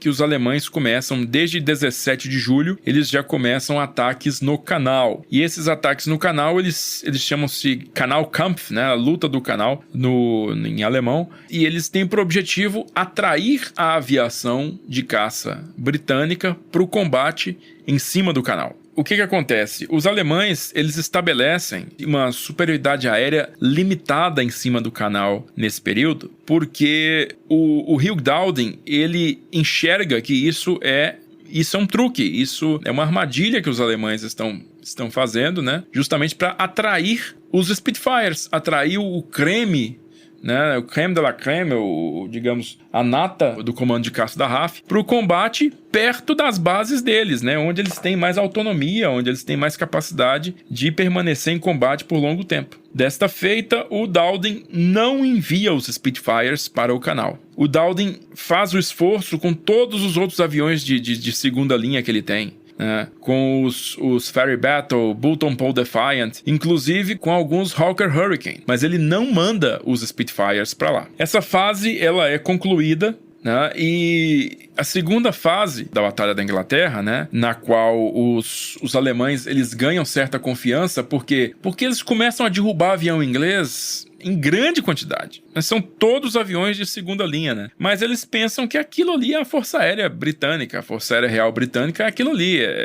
São caras iguais os poloneses, holandeses, belgas e franceses que eles enfrentaram. Todos acabam sendo pilotos inferiores e aeronaves acabam sendo aeronaves inferiores às deles. Então eles ganham confiança nesse período. Quando eles ganham com essa confiança, o Göring, né, o comandante da Luftwaffe, ele então ordena que a Luftwaffe comece a destruir a infraestrutura da RAF. Então, quando ele ordena essa destruição generalizada da infraestrutura da RAF, isso é no dia 13 de agosto, né? E é aí que começa realmente o calor da Batalha da Inglaterra começa aí, né? Por quê? Porque tanto as fábricas de aviões quanto os aeródromos, os aeroportos, as bases aéreas começam a ser atacadas maciçamente, né? E aí é a hora que o Dowding finalmente começa a mandar os Spitfires para o combate, né? E é aí que começam os primeiros choques de 109s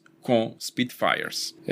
Todos esses problemas que a gente tinha relatado até agora, eles vão culminar nesse período aí. Por quê? Os aviões alemães, eles são pequenos, né? São bimotores, são pequenos, curto alcance e também uma limitada capacidade de carga de bombas. Então, eles têm que voar muitas formações e muitas missões contra um alvo para destruir esse alvo, porque a capacidade de carga de bombas deles é pequena. E pela primeira vez a Luftwaffe está realizando uma ofensiva estratégica, né, contra a infraestrutura do inimigo, não contra as tropas na linha de frente. É uma ofensiva inteira estratégica. Então, ela tem que atacar os mesmos alvos diversas vezes, e quando elas atacam esses alvos, elas são alvo, as formações de bombardeio são alvo dos caças britânicos, que começam a aparecer em grandes números e com grande poder de fogo, eles começam a causar grandes baixas. Então, o que o comando da Luftwaffe diz para ser feito? Diz que os caças, os aviões de caça, os Messerschmitts, têm que ficar colados com os bombardeiros o tempo inteiro. Então, a missão dos alemães começa a ser escoltar bombardeiro o tempo inteiro. E isso acaba se tornando um elemento de estresse muito grande para o piloto de caça, porque ele perde a autonomia que ele tem de ir atrás do inimigo, de atacar o inimigo despreparado. Porque, de repente, ele tem que esperar o ataque do inimigo e não mais ser o cara que ataca, né? Ele perde a vantagem inicial. Então ele se torna meio que um pato na lagoa. Então os alemães começam a sofrer de um mal que eles chamam de Kanalkrankheit, que é a doença do canal, entendeu? Quando o cara começa a voar sobre o Canal da Mancha, ele já se sente mal, moral vai lá embaixo, porque eles estão indo pra lá pra morrer, né? Basicamente, ou ser ferido, ou ser virar prisioneiro, enfim, qualquer coisa. E tem um problema também, né? Como eu falei com vocês lá no começo, os alemães, eles não transformaram a indústria deles numa indústria de guerra plenamente nessa época. Então eles têm dificuldades em repor perdas. Tanto as perdas materiais, muito avião foi derrubado durante a invasão da França, muito avião mesmo. E também as perdas de pilotos. O programa de treinamento da Luftwaffe é um programa muito, muito detalhado, muito demorado, né? Assim, 2 anos para formar o cara, é muito longo o período de treinamento. Então, eles perdem pilotos e não são repostos na forma, na quantidade, no ritmo que esperava-se. Essa situação, ela acaba se tornando bem parecida para os britânicos, porque mesmo sofrendo muitas perdas, os alemães estão conseguindo atingir o objetivo deles, que é fazer com que a Real Força Aérea Britânica se estrangule, porque eles estão atacando, estão destruindo tanta base aérea, tanto avião, e estão matando ou ferindo tanto piloto, que chega um ponto ali, no final de agosto, que a situação realmente pode se tornar crítica. A RAF, finalmente ela pode pedir arrego, porque ela vai começar a perder muito mais gente do que ela pode repor. Ela vai começar a perder mais avião do que ela pode repor. Não sei se vocês entenderam a situação. Por um lado, os alemães estão numa situação complicadíssima, que eles estão cortando na própria carne o tempo inteiro para fazer esses ataques. Mas os ataques deles, justamente por isso, estão dando resultado. E estão fazendo os britânicos perderem mais do que eles podem repor. Então aí eles começam a ver, na metade de agosto, terceira semana de agosto, que mais 3 semanas de ataques nesse ritmo vai fazer com que a RAF entre em colapso, comece a entrar em colapso. A partir daí, a Luftwaffe ela vai decrescer, né? Ela vai começar realmente a se tornar cada vez mais incapaz de sustentar os ataques sobre a Grã-Bretanha. E a RAF, os ingleses, eles vão começar a receber o apoio de fora.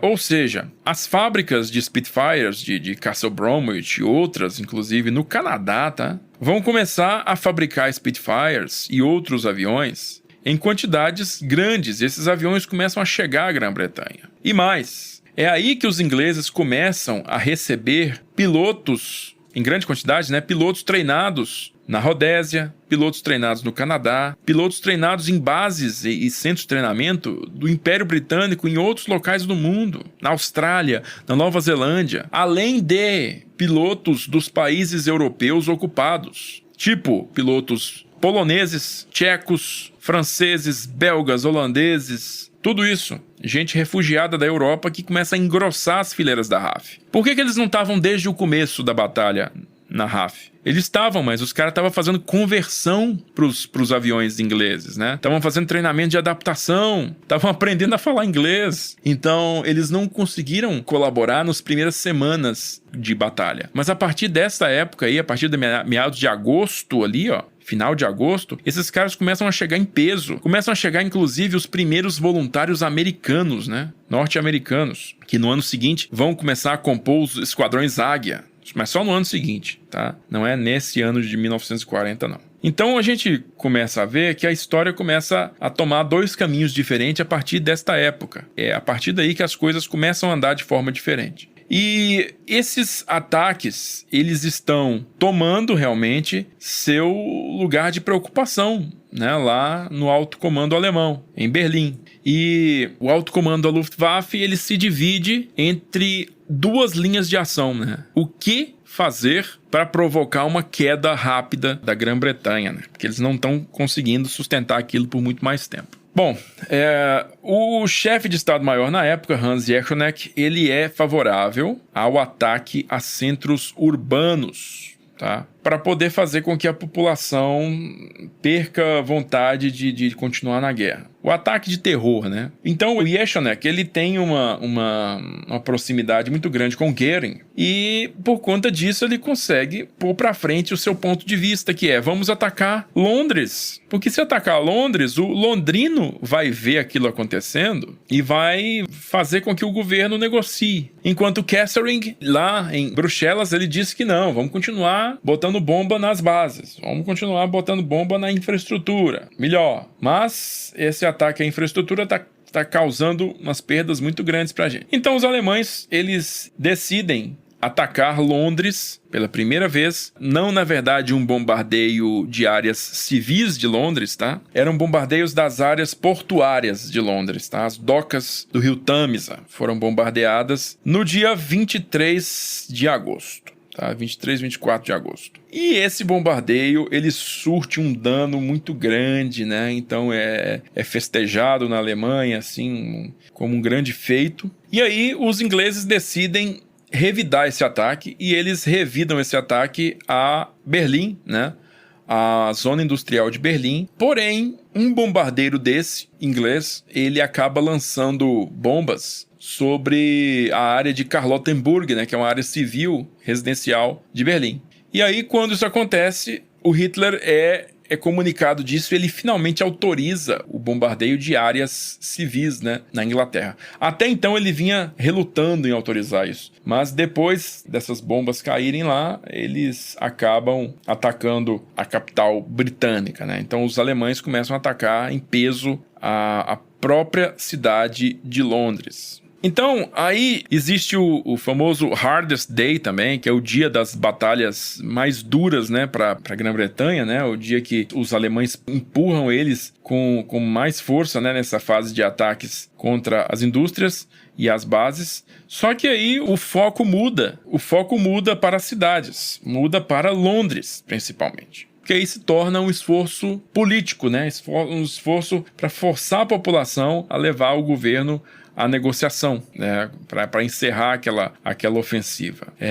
Eu vou abrir um parêntese só para dizer que, assim, muito embora o Hitler tenha ordenado o início dos preparativos da Operação Leão Marinho, ele nunca acreditou muito nessa operação, não, sabe? Ele nunca teve muita fé no sucesso dela. O Hitler, ele esperava uma solução negociada de toda maneira. Ele primeiro não acreditava que a força naval dele pudesse realmente dar jeito na Marinha de Guerra Britânica, e depois que ele viu que um esforço de invasão seria tão custoso, e em dinheiro, né, e em material e em sangue tão custoso, que no fim das contas poderia render para ele nada, né? Porque conforme estava acontecendo na Europa, os governos dos países ocupados pela Alemanha estavam simplesmente fugindo para o exterior e continuando a guerra do exterior. Assim aconteceu com os governos da Noruega, da Holanda, da Bélgica, da França e da Polônia. Eles estavam naquele momento acessando as contas desses países no exterior, né? Todas as divisas que esses países tinham nos bancos europeus, de britânicos e norte-americanos, eles estavam usando esse dinheiro para financiar o esforço de guerra continuado, mesmo com o país deles ocupado pelos alemães. E o que o Hitler enxergava em 40 era que essa mesma situação ia se repetir se ele invadisse a Inglaterra. O governo inglês ia simplesmente fugir para o Canadá e continuar a guerra de lá. E também vale dizer que, como eu falei no começo, a Grã-Bretanha não era Grã-Bretanha, era Império Britânico na época. Então, ao mesmo tempo que eles tinham ali as ilhas britânicas, ao mesmo tempo estava em guerra contra a Alemanha, a Austrália, a Nova Zelândia, a África do Sul, o Canadá e todas as demais colônias britânicas ao redor do mundo, com todo o seu potencial humano, todo o seu potencial econômico e, agora, o potencial industrial crescente, né, contra eles. Então era uma situação que ele não acreditava que levaria a uma vitória, né? A ocupação das ilhas britânicas não levaria a uma vitória rápida e decisiva que ele estava imaginando. ele estava querendo, né? Então os ataques eles começam a Londres ainda de dia, né? Começam de forma diurna. No começo de setembro, no dia 7 de setembro, acontece o primeiro grande ataque aéreo contra Londres diurno. Mas ataque assim, a cidade mesmo, não é um alvo militar, é um alvo, o alvo era a cidade. E aí naquele dia lá, os aviões, eles realizam um despejo de bomba muito grande, né, sobre a cidade toda. As mortes e as baixas civis são muito vastas. É nesse dia aí que chega ao ápice também as discussões junto ao Marechal Dowding sobre as táticas de combate que estão sendo utilizadas na batalha. Os dois marechais que comandavam o 11º grupo e o 12º grupo, o grupo 11 e o grupo 12, não se bicavam. Eles tinham visões completamente distintas sobre a batalha e eles queriam empregar os recursos aéreos de formas diferentes, né? Enquanto o Kit Park, né, o comandante do grupo 11 no sudeste, ele era favorável à interceptação mais rápida possível, né? A interceptação no tempo mais curto possível. Portanto, ele era defensor de um conceito chamado Small Wing, né, ou ala pequena. Manda só o esquadrão, manda esquadrão por esquadrão picado para chegar a essas formações o quanto antes. Esse método era criticado pelo Lee Mallory, porque, segundo o Lee Mallory, as formações de caça, né, elas chegavam muito divididas à força principal alemã, e isso fazia com que rapidamente a escolta tomasse conta desses caças, e se ataca um a um é muito mais fácil de defender do que se atacasse todo mundo de uma vez. Então o Lee Mallory, ele propunha que esses esquadrões de caça, todos decolassem e fizessem uma única formação que ele chamava de Big Wing, ou grande ala. E uma vez essa Big Wing formada, ela iria atacar a formação inimiga de uma única vez, e gerando uma saturação das defesas inimigas, né, vamos dizer assim. E então os alemães iriam se tornar completamente incapazes de se defender. O que o Dowding falou? Eu não quero saber de Small Wing e nem de Big Wing. Cada um de vocês faça da forma como bem desejarem. E aí, cada grupo agiu da maneira como seu comandante decidiu que seria feito. Todos esses esforços, eles culminaram num domingo, dia 15 de setembro de 1940. Nesse domingo, os alemães lançaram cerca de 400 aviões contra Londres, escoltados, claro, por Messerschmitt 109. O Churchill estava fazendo uma inspeção surpresa a Uxbridge, né, o centro nervoso lá do 11º grupo, por acaso, e ele acompanhou tudo lá de dentro da sala de guerra de Uxbridge. Então ele viu como o Park conduziu todos os esquadrões dele sem deixar uma única aeronave no chão. Vocês imaginam isso? Todos os aviões de caça, sem deixar uma única aeronave de reserva no chão. Nenhuma. Ele teve que comprometer todas elas para poder engajar a força alemã que estava indo contra Londres nesse dia. Então, essas Small Wings do Park começaram a atacar uma a uma essa formação alemã, fustigando essa formação alemã, desgastando essa formação alemã, e muito embora eles tivessem pouco sucesso em atingir os bombardeiros, eles tiveram muito sucesso em desviar a atenção da escolta de Messerschmitts. Por quê? Os Messerschmitts tiveram que dar combate a esses aviões diversas vezes, a esses Spitfires e Hurricanes, reduzindo bastante a autonomia que eles tinham sobre Londres, o combustível reserva que eles tinham, fazendo com que esses aviões tivessem que voltar antes de completar a missão de escolta até Londres. O que aconteceu quando esses aviões chegaram a Londres? Esses aviões de bombardeiro alemães chegaram a Londres. Eles foram interceptados por uma Big Wing, uma ala grande do grupo 12, comandado por um piloto muito famoso, que era o Douglas Bader, né? Famoso porque ele não tinha nenhuma das pernas, né? Ele foi duplamente amputado no acidente e ele voava com pernas de pau. Então o Douglas Bader comandou essa Big Wing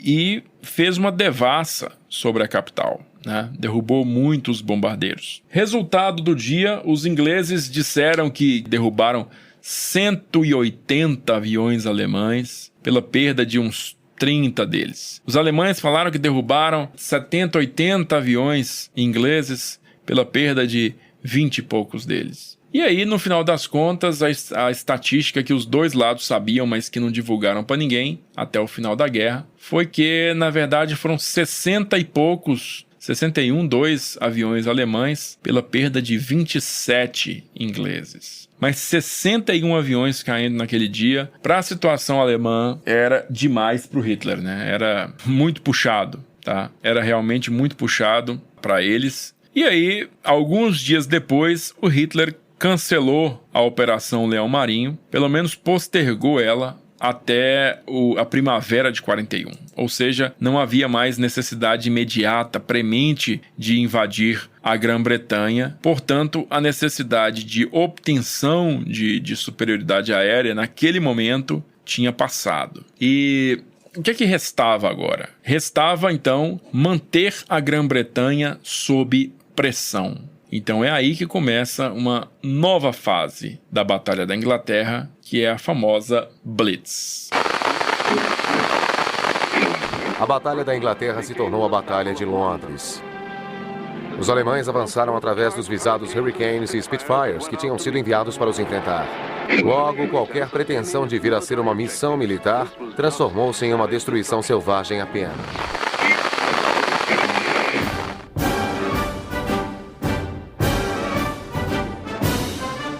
E é exatamente sobre isso que eu queria te perguntar agora, sobre a Blitz em si, porque eu não me lembro exatamente em qual livro que eu li isso pela primeira vez. Eu acho que foi do livro The American Culture of War, do Adrian Lewis, e eu já cheguei a ler isso em outros livros também, a respeito de como os bombardeios, né, sobre cidades, sobre civis, etc., normalmente são realizados com o intuito de, às vezes, pressionar uma população a cobrar o governo a sair da guerra, ou fazer com que o moral da população civil despenque e tire a vontade de continuar lutando e tal, mas que muitas vezes ocorre o oposto, né, que alguns analistas, analisando o caso do Vietnã, demonstram que, na verdade, ocorre o oposto, que esse tipo de bombardeio, na verdade, aumenta a resiliência da população civil em continuar a guerra e resistir ao inimigo, né? Então, eu queria pedir para você comentar um pouco sobre a Blitz e o que você pensa dessas hipóteses. Muito bem. O bombardeio de alvos civis, né, também chamado de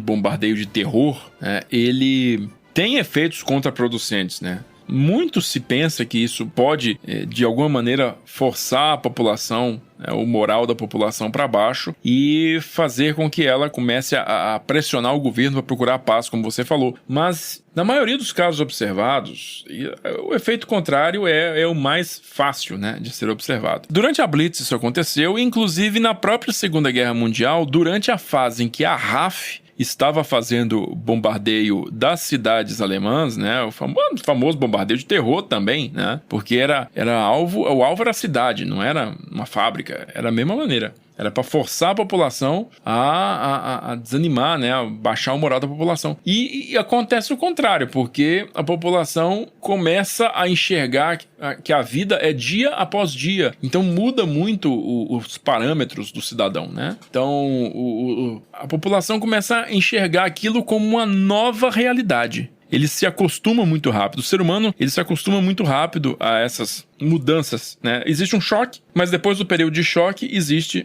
um período de aclimatação. Ele acaba se acostumando. Isso é uma nova realidade, tá? A gente está vendo aí agora, nesses últimos meses, o que está acontecendo em Kiev, por exemplo, né? E nas outras cidades ucranianas, sob bombardeio constante, elas acabam se tornando mais um fato da vida. As bombas acabam, e os mísseis, no caso, acabam se tornando mais um fato da vida. Muito bem, voltando para 1940. A Blitz, ela se torna uma alternativa para os alemães porque, como eu falei, não existe mais premência, não existe mais necessidade imediata de se obter superioridade aérea para invasão. Então, fazer a população, né, pensar negativamente sobre a continuidade do esforço de guerra se torna a necessidade, se torna o objetivo dos alemães, né, da Luftwaffe. E existe uma saída, né, que pode tornar isso mais viável para os alemães. Qual que é? Trocar a hora das operações para a noite. Porque, muito embora a defesa aérea britânica seja formidável durante o dia, à noite ela simplesmente não é formidável. Ela é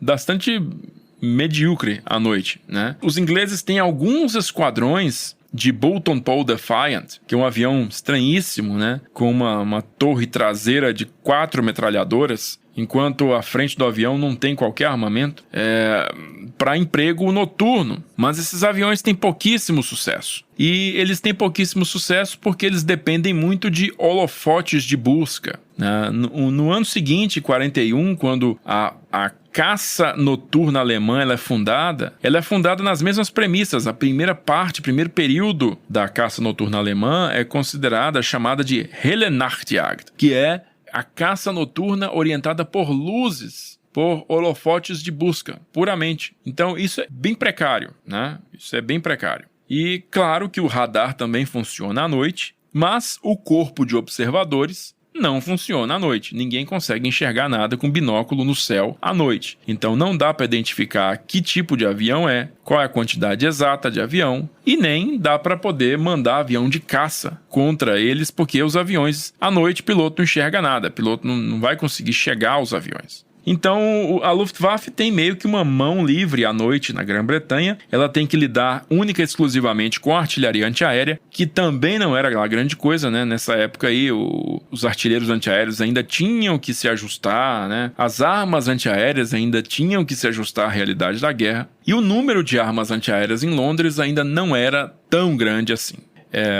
Então a Blitz, ela força os britânicos a se adaptar a uma nova realidade da vida. É o que eu falei há alguns momentos atrás. Pega fotos dos ingleses em 1940. Pega fotos deles, né? Vocês vão dizer que, alguns aí vão dizer, mas isso é esforço de propaganda. Sim, também é esforço de propaganda. Aquela foto dos ingleses numa biblioteca que tá sem teto e com o chão todo cheio de destroços, e o cara simplesmente procurando ali um livro na estante para poder levar para casa para ler. Tem aquela foto do Papai Noel no Natal de 1940 entregando presentes com Londres totalmente em ruínas. Tem aquela foto do pessoal no metrô, se refugiando no metrô à noite, sorrindo, sorridente. Tá? São fotos icônicas usadas para propaganda, sim, mas que refletem, sim, também a realidade de pelo menos boa parte, a maioria dos britânicos da época. Ela não é simplesmente só um esforço de propaganda. Eu fiz uma entrevista com um rapaz chamado Philip Martin em 2021 e ele tinha publicado um livro sobre um piloto de bombardeiro da RAF chamado Dennis Elliott. Esse vídeo tá na sala de guerra, tá? Essa entrevista tá na sala de guerra. Se o Iclis puder deixar o link aí relacionado aí pro pessoal que quiser ver. É o seguinte, o Philip Martin, né? O Philip, ele conta assim que o Dennis Elliott diz que estava indo para casa certo dia, né, de bicicleta ali, uma bomba caiu perto dele, numa residência e tal, e os destroços voaram para cima dele e derrubaram ele da bicicleta. E aí que rasgaram meio que a calça dele. Ele chegou em casa e a mãe dele se preocupou mais com a calça do que com o resto, digamos assim,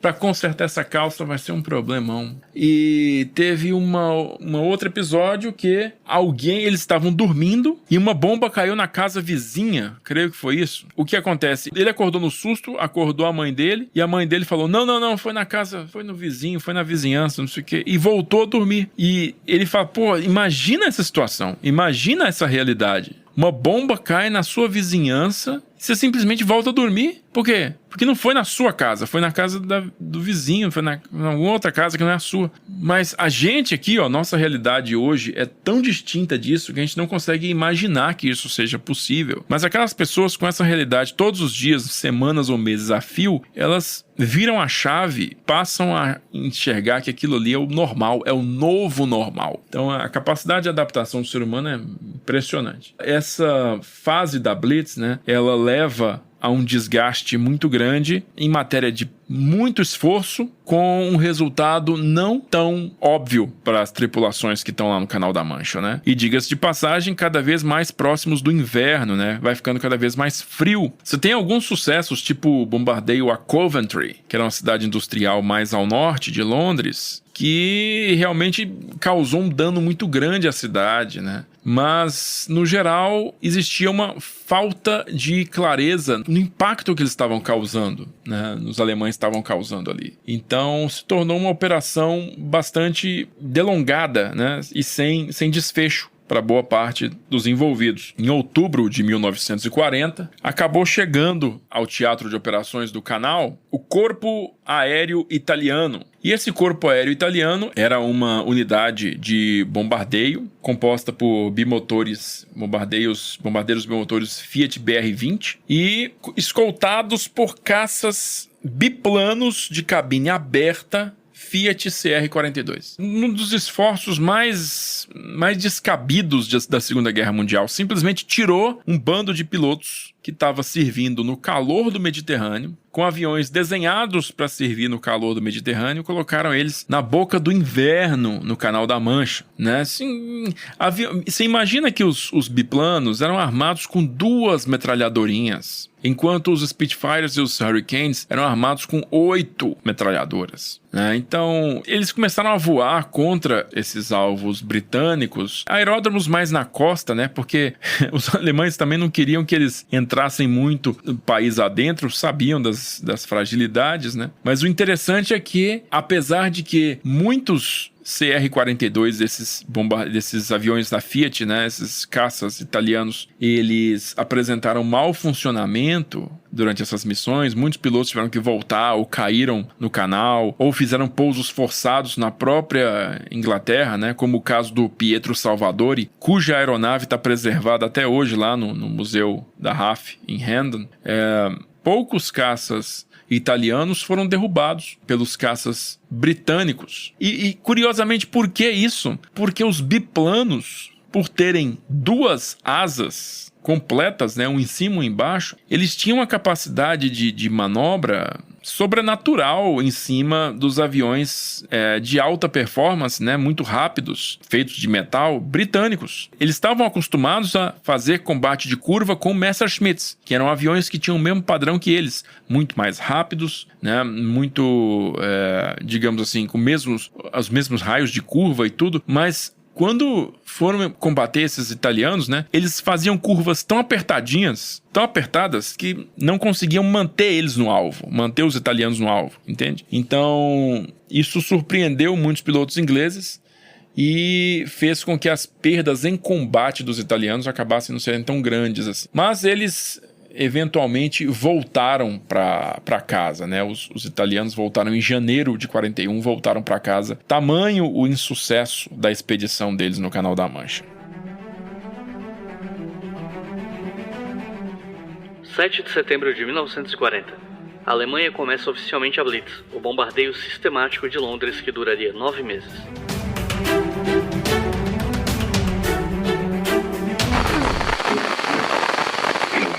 Bom, a gente já falou um pouco sobre pilotos britânicos, né? Sobre toda aquela questão dos pilotos da Commonwealth e tal. Mas eu queria fazer uma pergunta específica aqui sobre os pilotos alemães, né? Porque quem estuda a Segunda Guerra Mundial sabe que os maiores ases da história foram todos pilotos alemães da Segunda Guerra, né? Na cultura popular as pessoas falam muito do Barão Vermelho, porque ele foi o maior asa da Primeira Guerra Mundial com 80 abates. E a gente tem um episódio aqui inteiro só sobre o Barão Vermelho aqui no História FM. Mas as pessoas não fazem ideia que o maior ase da história, o Erich Hartmann, teve 352 abates, né? Foi muito mais coisa. E vários pilotos alemães também tiveram números extremamente expressivos, ao contrário das suas contrapartidas, né? Dos pilotos de outras nações da Segunda Guerra Mundial também, que tinham um número muito menor de abates, né? E isso tem muito mais a ver com questão de política ou de como a Luftwaffe lidava com essa questão dos pilotos indo várias vezes fazer missões e tal. Então eu queria pedir para você comentar um pouco sobre os pilotos alemães da Segunda Guerra Mundial, né? E sobre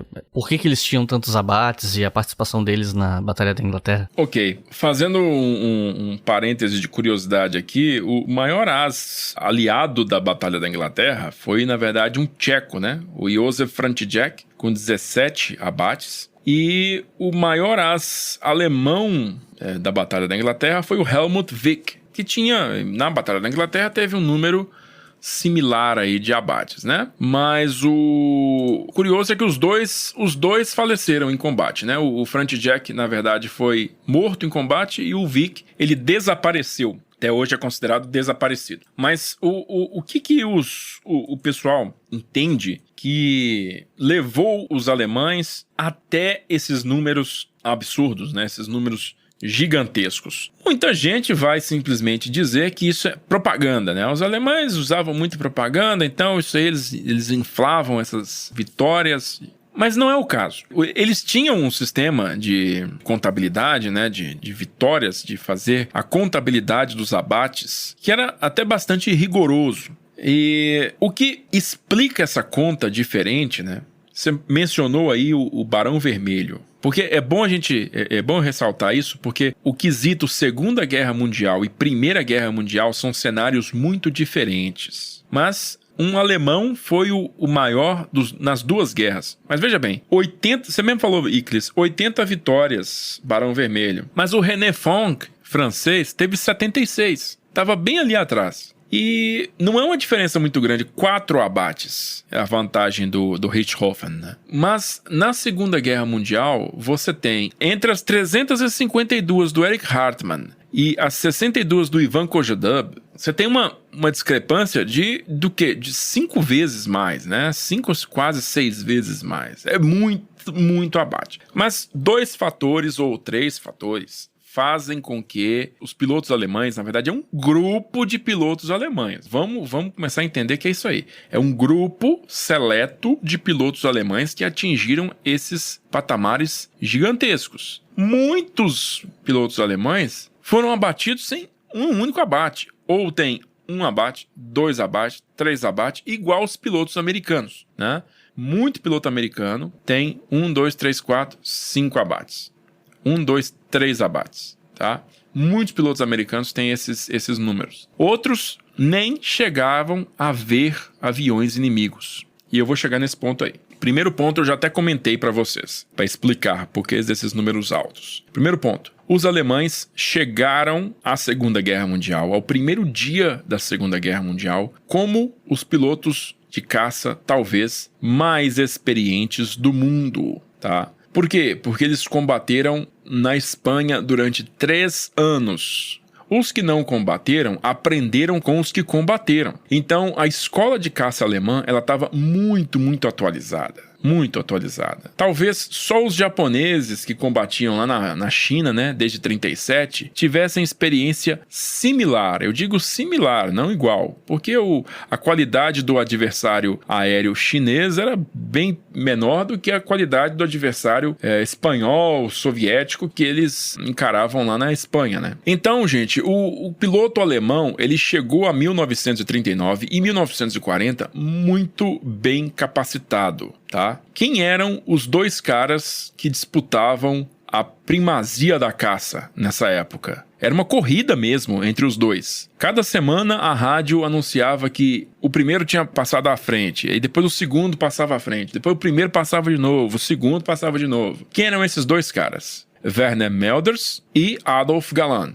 2 caras que haviam combatido na Espanha. 2 muito amigos, por sinal. Muito amigos. E eles disputavam, assim, quem é que derrubava mais. Werner Melders foi o primeiro cara a quebrar o recorde de Richthofen. Manfred von Richthofen, Barão Vermelho. Foi o primeiro cara a quebrar o recorde de 80 abates. Ainda em 1940. Eles casaram essa proficiência deles com um excelente avião de caça que era o Messerschmitt 109. Então eles varreram poloneses, holandeses, belgas e franceses, né, dos céus. E chegaram à Grã-Bretanha com uma carga de conhecimento no combate aéreo muito grande, o que fez com que eles superassem excelentes pilotos britânicos que voavam excelentes aviões britânicos que eram o Hurricane e o Spitfire, certo? Então nessa primeira fase, muitos desses pilotos, os que alcançaram a casa dos centenas de abates, né, eles desfrutaram desse período de superioridade técnica e doutrinária sobre outros pilotos de caça de outros países. Muito bem. Aí você tem o outro grande fator, o fator tempo de serviço. A Luftwaffe, ela não estipulava uma regra para fim de serviço. O piloto de caça voava até literalmente morrer. Ou voaria até a vitória final, ou voaria até morrer. Ele não tinha um prazo para parar de voar. A não ser que, como ocorreu com muitos deles, eles fossem transferidos para um outro tipo de trabalho, um trabalho burocrático, no Estado Maior, qualquer coisa. Mas, do contrário, ele voaria literalmente até morrer. Foi o caso de muitos deles, inclusive.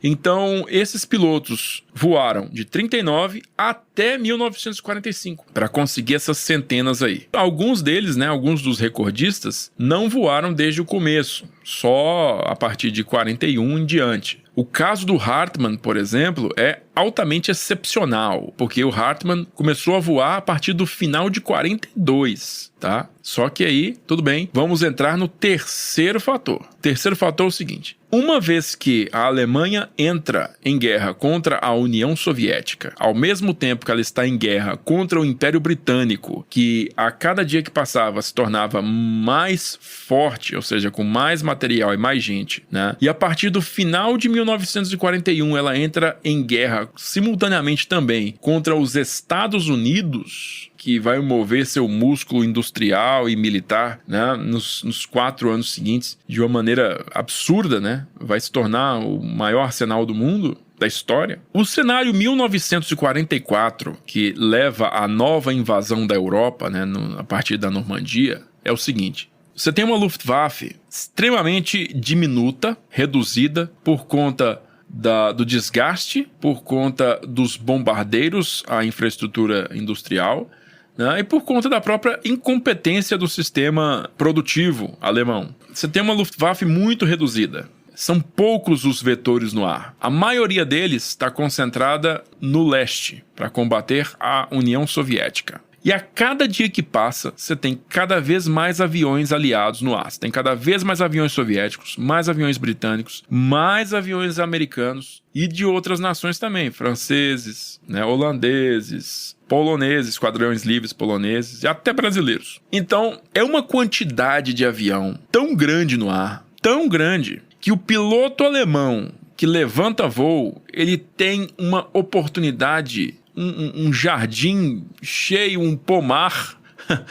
pronto para ser colhido de alvos, né? São tantos alvos no ar que esses caras realmente conseguem fazer o que um Hans-Joachim Marcel fez, o que um Gerhard Barkhorn fez, um Günther Hall fez, o que um Erich Hartmann fez, que foi derrubar mais de 10 aviões numa única missão. Por que isso é possível? Isso é possível porque tem muito avião no ar. A superioridade aérea inimiga é muito grande. Em contraste, você tem casos de amostragem verdadeira, assim, estatísticas foram levantadas disso, de pilotos americanos que passaram por todo o treinamento de caça nos Estados Unidos, foram para a Europa e voltaram para casa sem ver um único avião alemão no ar. Nunca viram um único caça da Luftwaffe no ar. Imagina essa situação. Você sabe por quê? Porque o piloto americano, ele tinha uma cota de missões a serem voadas. Era 35 ou 40 missões de caça, né? E o cara voltava para casa. Ele voltava para casa para ser instrutor, para assumir um outro papel. Ele podia, eventualmente, pedir uma nova transferência para frente de batalha. Aí ele faria um segundo tour de combate. Mas eles trabalhavam em tours de combate. 40 em 40 missões, vamos dizer assim. E você imagina 40 missões, o que significa isso para um piloto alemão? Nada.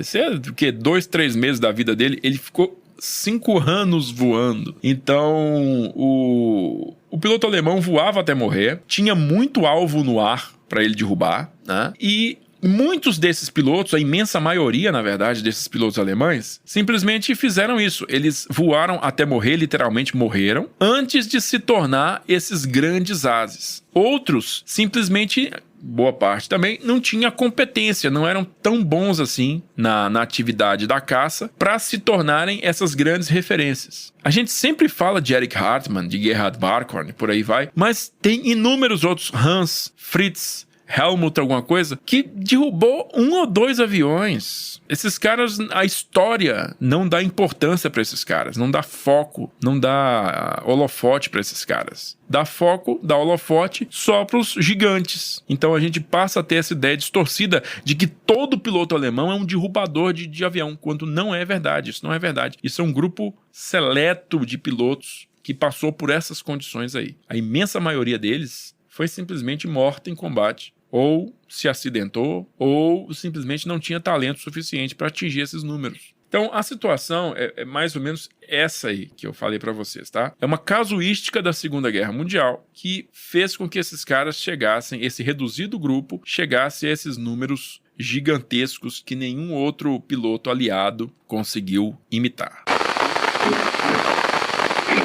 Esperavam pelo terror que sabiam que estava a caminho. E o terror chegou.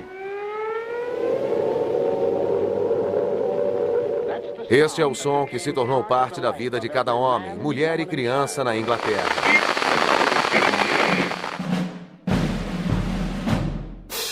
Qual foi o resultado dessa batalha para a Alemanha e para o Reino Unido, levando em conta não só os impactos de curto prazo, mas pensando no longo prazo da guerra em si, né? Bom, a Batalha da Inglaterra, ao ser vencida pela Inglaterra, significou que a Alemanha ela não foi capaz de vencer o inimigo principal. O inimigo principal por quê? Porque foi um inimigo que recebeu todos os outros inimigos. A partir do ponto em que a Inglaterra continuava no combate indefinidamente, você retira da Alemanha a capacidade de uma vitória final. Uma vitória que pudesse solidificar aquela posição que ela tinha conquistado na Europa. Apesar de que ela ocupava os países europeus, os governos desses países europeus foram reconhecidos pelo Império Britânico e pelos Estados Unidos e continuavam na guerra. Continuavam existindo como governos em exílio. Então isso significava que a Alemanha teria que sangrar para poder continuar na guerra contra esses governos. Aquela ocupação territorial não significou muita coisa no fim das contas, né? Então, na prática, para o futuro, significou o seguinte, que a abertura da guerra contra a União Soviética em 1941 significou necessariamente a abertura de uma guerra de 2 frentes. Por mais que a Inglaterra não tivesse condições materiais de empreender sozinha uma nova invasão da Europa, né, de ganhar a guerra no solo contra a Alemanha na Europa, ela começou a fornecer muito material e muito dinheiro para os soviéticos. E no fim das contas, a partir de dezembro de 1941, a Inglaterra, a Grã-Bretanha, se torna o famoso porta-aviões inafundável, né, que recebe todo o gigantesco material de guerra dos Estados Unidos, vai acumulando aquilo ali, vai se tornar a base das forças aéreas norte-americanas que vão atacar o coração da máquina de guerra alemã, né? E, por fim, vai ser de lá que vai partir finalmente a invasão da Normandia, que vai libertar a Europa a partir de junho de 1944. Então, esse é o grande legado de longo prazo da vitória britânica sobre a Alemanha no verão de 1940, né? Como disse o Churchill, né? Foram realmente poucos os pilotos e muito se deveu a eles, né? A esses poucos pilotos. Então é uma vitória que até hoje está no clímax, está no ápice do ethos britânico, né? Da civilização britânica. É o momento, como o próprio Churchill também disse, né? O finest hour, é a melhor hora deles, é o que eles mais se orgulham até hoje. Não há nada que eleve mais o espírito do britânico do que celebrar a vitória na Batalha da Inglaterra. We shall fight on the beaches. We shall fight on the landing grounds. We shall never surrender. We shall never surrender. We shall never surrender. Para terminar, eu queria pegar um pouco desse gancho, né, de como essa batalha virou uma coisa quase mitológica na história britânica, né, e até você fez uma menção aí, uma frase que o Churchill teria dito de que nunca na história humana tantos deveram tanto a tão poucos, né. E aí, para terminar, eu queria te perguntar sobre o que é que você pensa em relação à memória dessa batalha. A memória dessa batalha, eu acho que é um dos momentos mais marcantes da Segunda Guerra Mundial. Eu particularmente acho que é um dos momentos mais importantes ali, né, do século XX. Você tem uma batalha que, no imaginário, né, popular, é uma batalha travada por cavaleiros, né, por homens em máquinas. E como muitos desses aviadores, eu conheci muitos deles, né, eles diziam que eles derrubavam máquinas e não matavam pessoas, né? Ou seja, pelo menos no âmago deles ali, eles alimentavam essa verdade para eles, né? Que eles estavam atirando em aviões, eles não estavam matando pessoas, matando pilotos, eles estavam atirando em aviões. Isso eu já escutei de alemães, americanos, italianos, ingleses, por aí vai. Todos eles compartilham mais ou menos o mesmo padrão de pensamento, né? Então, a Batalha da Inglaterra, ela simboliza muito disso, ela parece uma grande justa medieval, né? E talvez a última grande justa medieval seja a Batalha da Inglaterra. E ela foi muito bem retratada na mídia, ela foi muito bem retratada na literatura. Muito do que a gente hoje conhece da Segunda Guerra Mundial emana da Batalha da Inglaterra, né? As frases do Churchill, as imagens de resiliência do povo britânico, né? Inclusive os protagonistas da própria batalha, eles são ainda, mesmo os alemães, né? Eles são vistos como párias, eles são inimigos, mas pro povo britânico, eles são quase irmãos. Você tem, assim, uma admiração dentro da Grã-Bretanha muito grande pelo piloto de caça da Luftwaffe, né, que combateu na Batalha da Inglaterra. Existe essa admiração muito grande. Eles não veem assim com ódio esse aviador, eles veem de outra forma. Foi mais um grande desafio, foi mais uma grande disputa entre europeus, né, uma grande disputa entre europeus, mas que, no fim das contas, foi visto o valor dos dois lados, né? É como aquela guerra do norte da África, né? A guerra sem civis, a guerra só entre exércitos, só entre militares, sem as baixas, sem criança morta, sem mulher estuprada, enfim, é o combate no estado mais puro dele. Então, essa memória da Batalha da Inglaterra está associada a esse tipo de combate, né? Então, você vê hoje os Messerschmitts sendo tão celebrados quanto os Spitfires nos shows aéreos dentro da própria Grã-Bretanha, né? E na Alemanha também, de forma mais reduzida, você vê também, né? Então, um capítulo à parte dentro desse conflito muito grande, muito sangrento, que é muito curioso, tem muito mais coisa que influenciou seu resultado, as formas como ele começou e como ele influenciou todo o restante da guerra, né, do que a gente imagina. Então é um campo muito rico que rende horas e horas a fio de discussão, sem dúvida.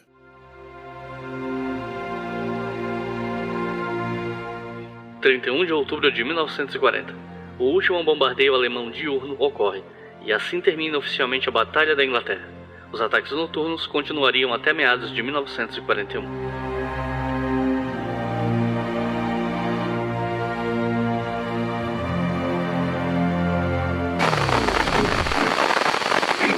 Recomendações de leitura para quem ouviu até o final, se interessou e quer aprender mais sobre esse assunto. Se tu tivesse que recomendar até uns 3 livros, o que você recomendaria?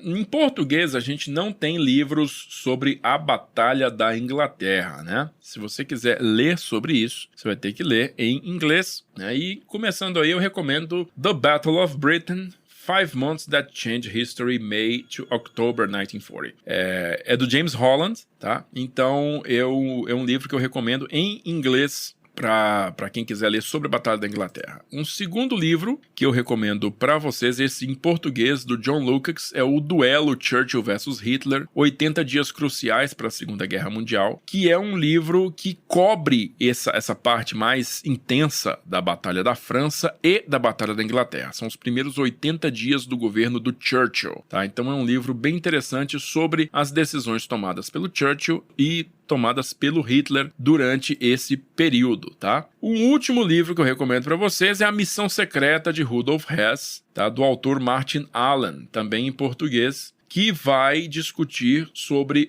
as 16 propostas de paz, como eu falei com vocês, e culminando aí na missão secreta de Hess, né? Na missão de Hess em maio de 41, ele voou para a Inglaterra lá. E eu não vou estragar o livro para vocês, eu quero que vocês leiam e tirem suas próprias conclusões, mas tudo que está nesse livro envolve a Batalha da Inglaterra, principalmente a parte da Blitz, né, também, como um todo. Recomendadíssimo A Missão Secreta de Rudolf Hess.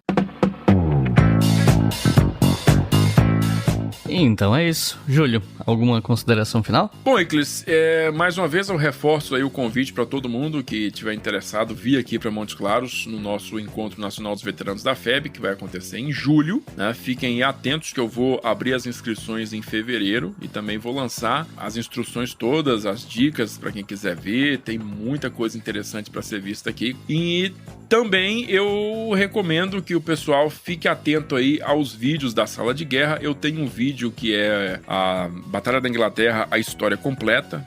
São 30 minutos de vídeo. Então, quem quiser ter um panorama, né, bastante ágil, mas completo da Batalha da Inglaterra, pode ver esse vídeo e outros também complementares que eu tenho lá no canal. Eu creio que quem gosta de história militar vai se amarrar, né? Vai gostar bastante.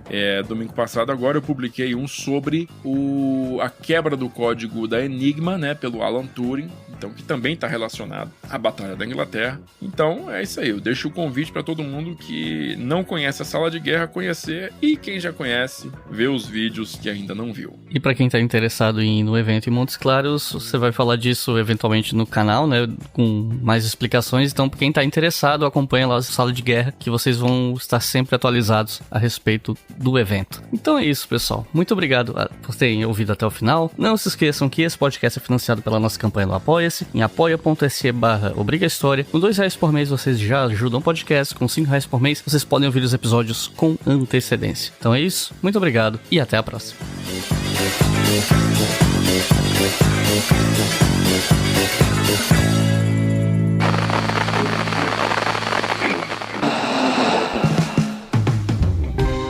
Este podcast foi financiado por nossos colaboradores no Apoia-se.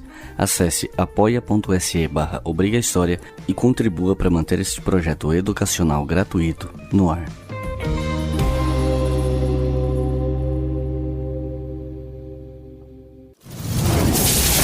Esse podcast foi editado por Samuel Gambini, samuelgambiniaudio.com.